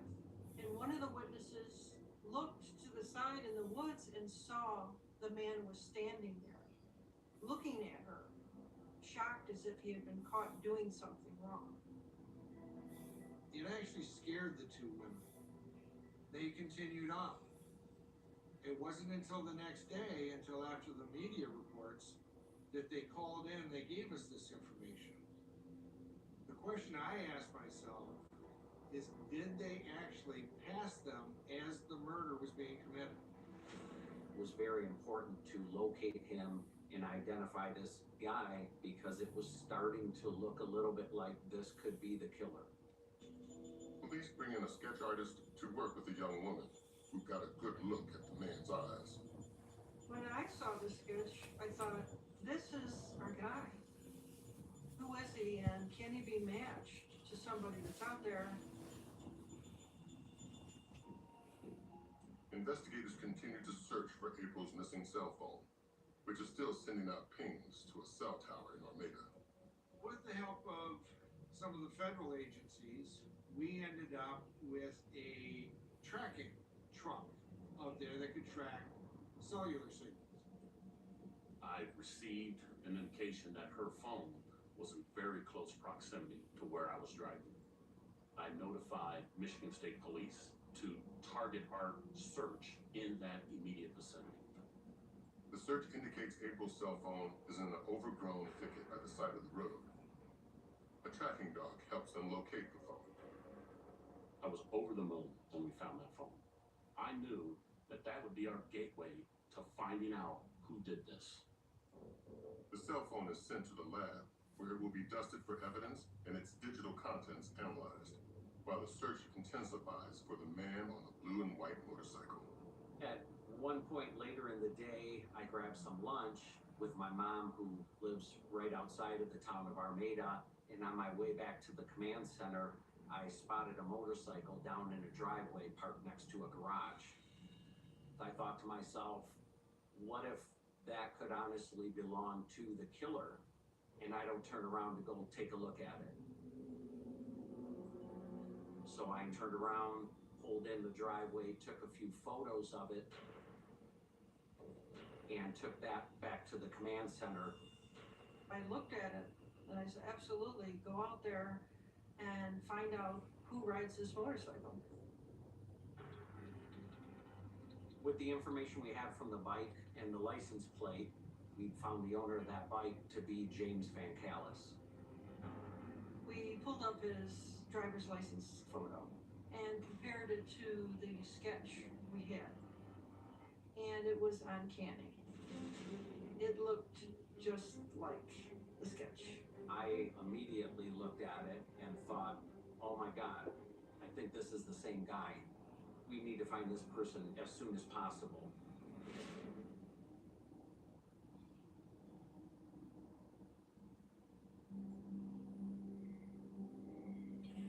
One day into the search for April Millsap's killer, investigators tracked down the owner of a motorcycle who witnesses believe they saw with April before she disappeared.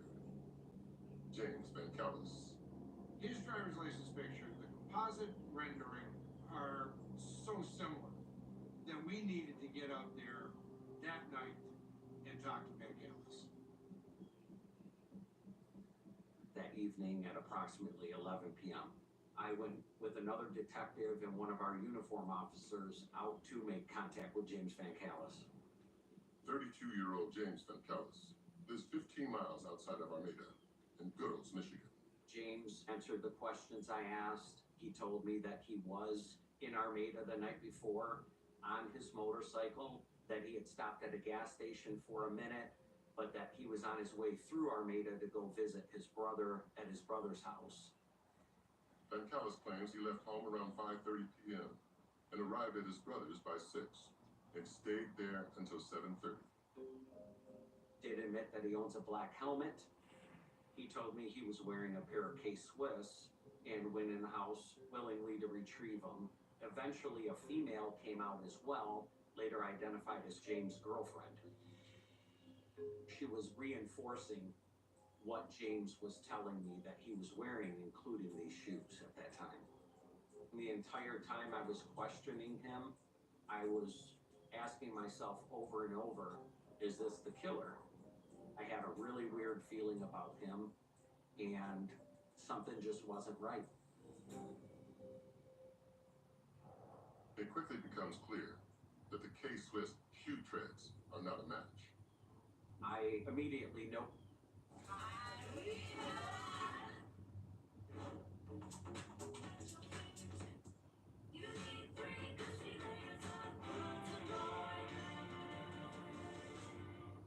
Noted the tread pattern in the K-Swiss was extremely different than the tread pattern we were looking for. At the station, police run a criminal background check on James Vancalis. Vancalis's criminal history, even though he had one, appeared to be nothing on his criminal record that would show that he had any propensity for violence. They also check his alibi. Vancalis had told Peckman that he just went through Armada to go to his brother's house and arrived at his brother's house around 6 p.m. In light of the information that James had provided, we went to the gas station in Armada and asked about video footage. And we did have an individual on a motorcycle driving on that video at 6:17 p.m. the night of the murder. Investigators also obtained surveillance video from a home security system belonging to an Armada firefighter. The firefighter lives 2 blocks north of the crime scene. The blue and white motorcycle passes the home at 6:51 p.m. We now have digital documentation that, in fact, he was in Armada at the time of the murder. It certainly appears that Vancalis is hiding something from us.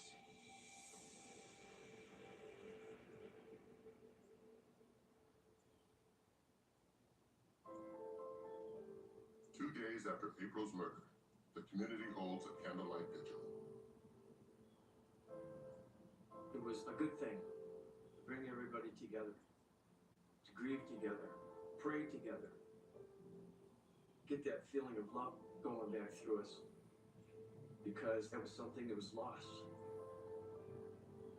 There were pink ribbons around town, and there were signs that said "Justice for April." There was a bike-a-thon on the trail, so people could come up and reclaim the trail as, this is our trail. How dare you do something like this to a beloved member of our community? It was a good feeling to have all these people there in support of April. The turnout was just amazing. April touched more people than she probably knew.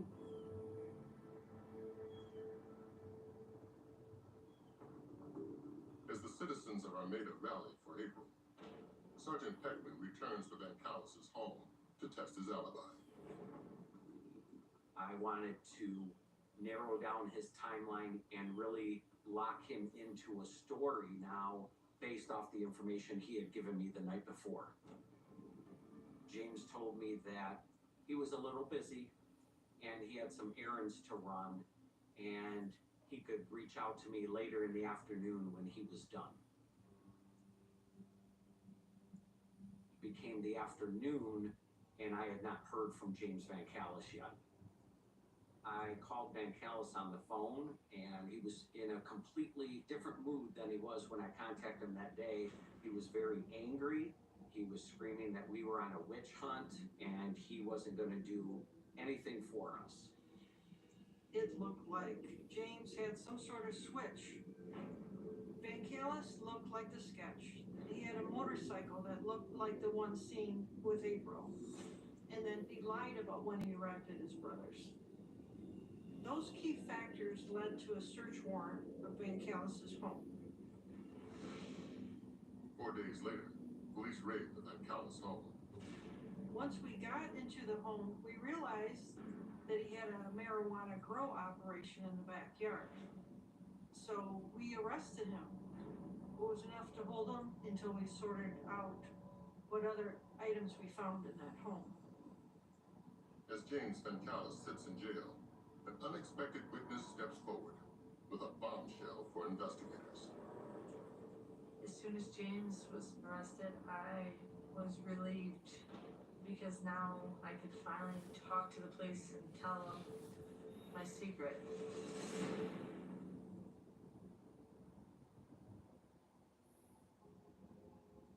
2 weeks after police raided the home of James Vancalis, a suspect in the murder of April Millsap, his girlfriend Crystal Stadler steps forward. I met James right out of high school, so I was about 18, 19 maybe. He was nice at the time, but over the years, James changed and he was abusive. He would push me down and he smacked me across the face. If I wanted to leave him, he would always threaten me that he was going to kill my family, so I could really never leave. It was bad. Crystal shares with the police new information about the night of April Millsap's murder. I specifically remember James tell the officers that he was wearing K-Swiss shoes that night. James was not wearing K-Swisses at the time. He had on his Air Nikes. I knew James was lying to the police, but I could not say anything because something probably would have happened to me. Turn your Polymobile back into an automobile at Tidal Wave Auto Spa with washes starting at just $12. Afterwards, enjoy our complimentary powerful vacuums, cleaning cloths, and glass cleaner to wipe away every speck of pollen from your dash and interior. Catch the happy wave. Crystal recalls even more from the night of the murder. I woke up in the middle of the night and James was cleaning his shoes with a sock. He had hand sanitizer sitting next to him, and he told me he was cleaning oil off his shoes. The next morning, I noticed the shoes were gone. It was an absolute changing point during the whole investigation. Detectives combed through Vancalis's social media accounts. We found a picture of James wearing specific black tennis shoes. And we ended up buying an identical pair to compare with the tread marks we had on April's face. It was that same herringbone pattern. It was one of those aha moments. This was one of those solid pieces of evidence that I could turn to a jury and say, we've got the right guy. The tread match is important evidence for investigators, but since the original shoes have never been found, it's impossible to claim a 100% match. We had a good circumstantial case. However, we didn't have the DNA evidence. DNA samples from the raid kit, April's clothes, and Vancalis's motorcycle helmet have yet to return. It could take months for the results to be processed. We were at a standstill as far as getting enough proof to charge Vancalis. A unique discovery was made. April had an exercise app that she was using on her phone that day. And her phone told us the tale of her murder.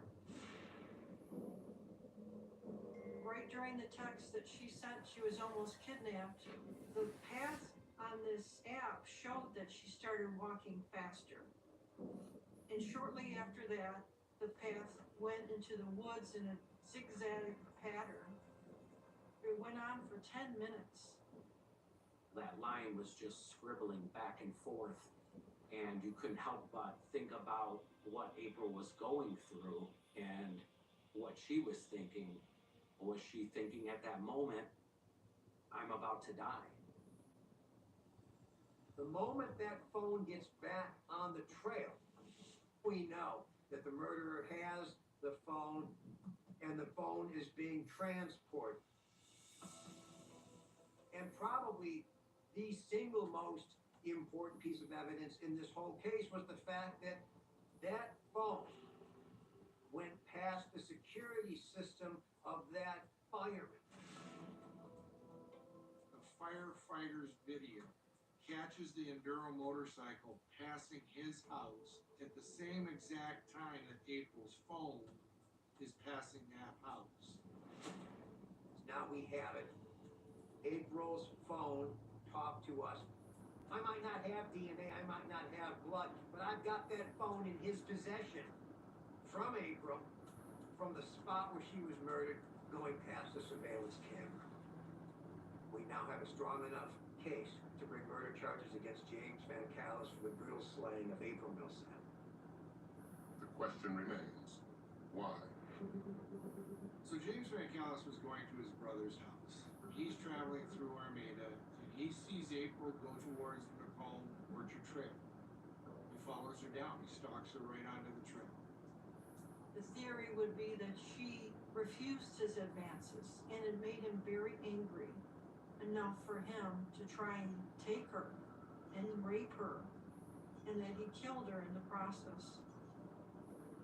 When he wasn't able to control April, I think that ultimately did enrage him, and that rage poured out at that moment.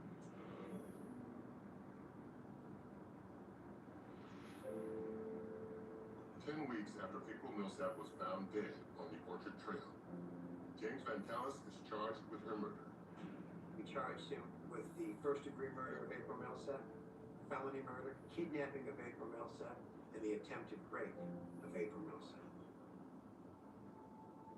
That was a big sigh of relief knowing that he's locked up now. I was glad that James was arrested, but it's not bringing her back.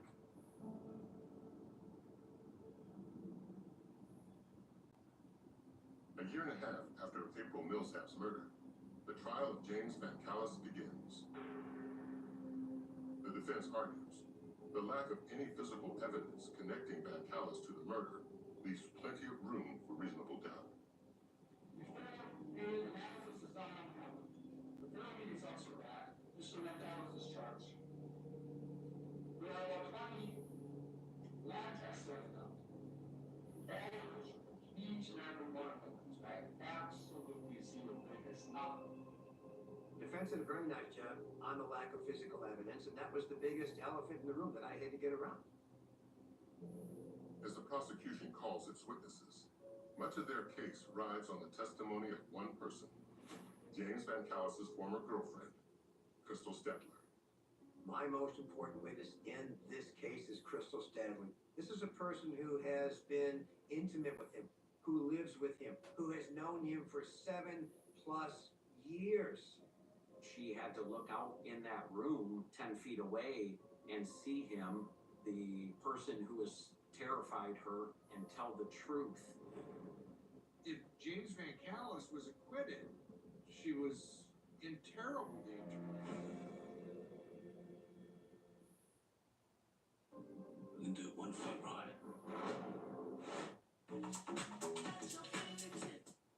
Out of my way, pigeons. I get Uber credits back on my rides because I am a student. We do too. We do too.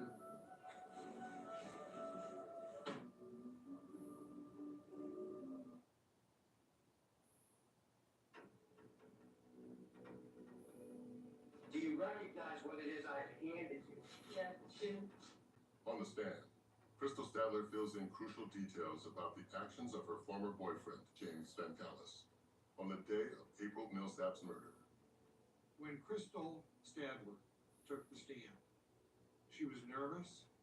She was afraid because the controlling individual that had been controlling her for so much was sitting at the defendant's table.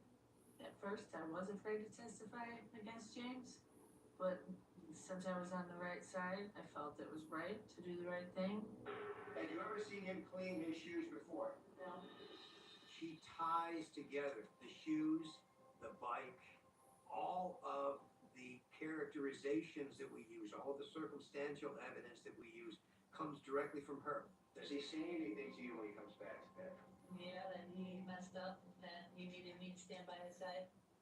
I believe Crystal taking that stand and being able to testify against James was the beginning of her freeing herself from the shackles that James had her in for a very long time. When the defense presents its case, James Van Callis opts not to take the stand. The defendant did not present any witnesses. The defense did not present any physical evidence on Mr. Van Callis's behalf.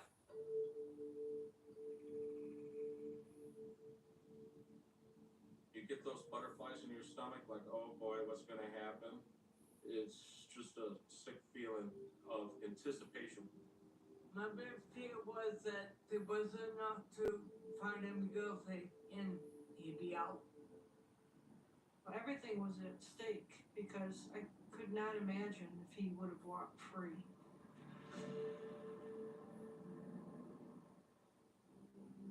After deliberating for 6 hours, the jury returns with a verdict. Count 1, first degree premeditated murder. Find the defendant guilty. Count 2, first degree felony murder. Guilty. Each time they said guilty, it was like a nail driven into his coffin. Count 3, kidnapping. Find the defendant guilty.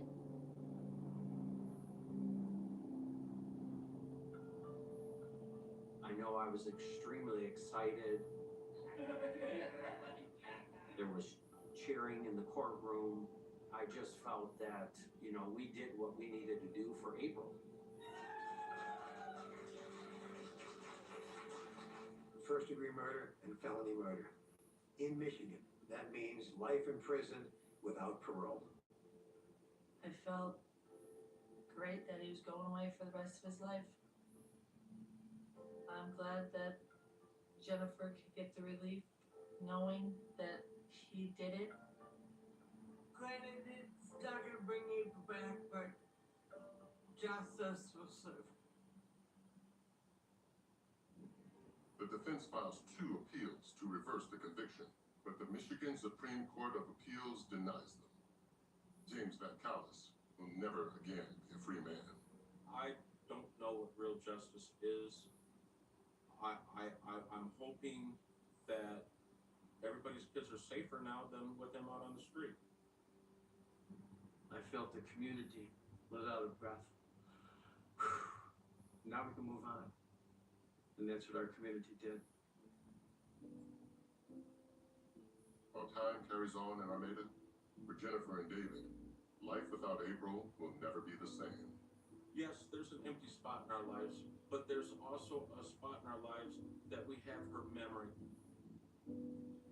Just remembering April's smile or her laugh will get me through a bad day.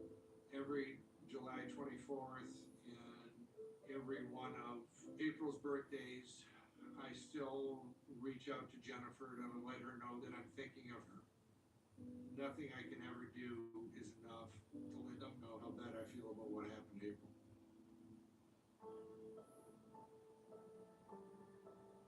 There's a park in Armada right now. April Millsap Park. And there's a silhouette of Penny with April by the side of the trail. They cared a lot about each other when she was around. I'm sure Penny never forgot about April. I miss April every moment of her day. Not a day that goes by.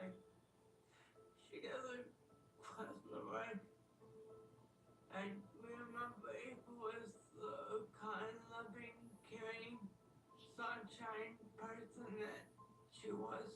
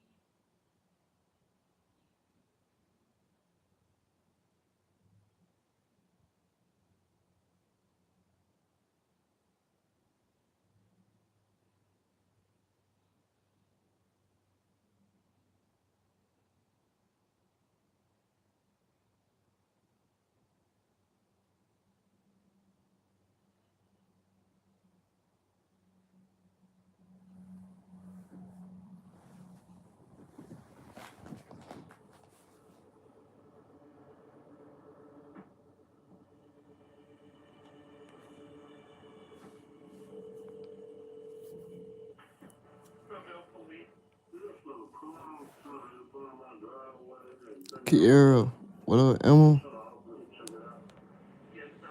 F1. About Austin.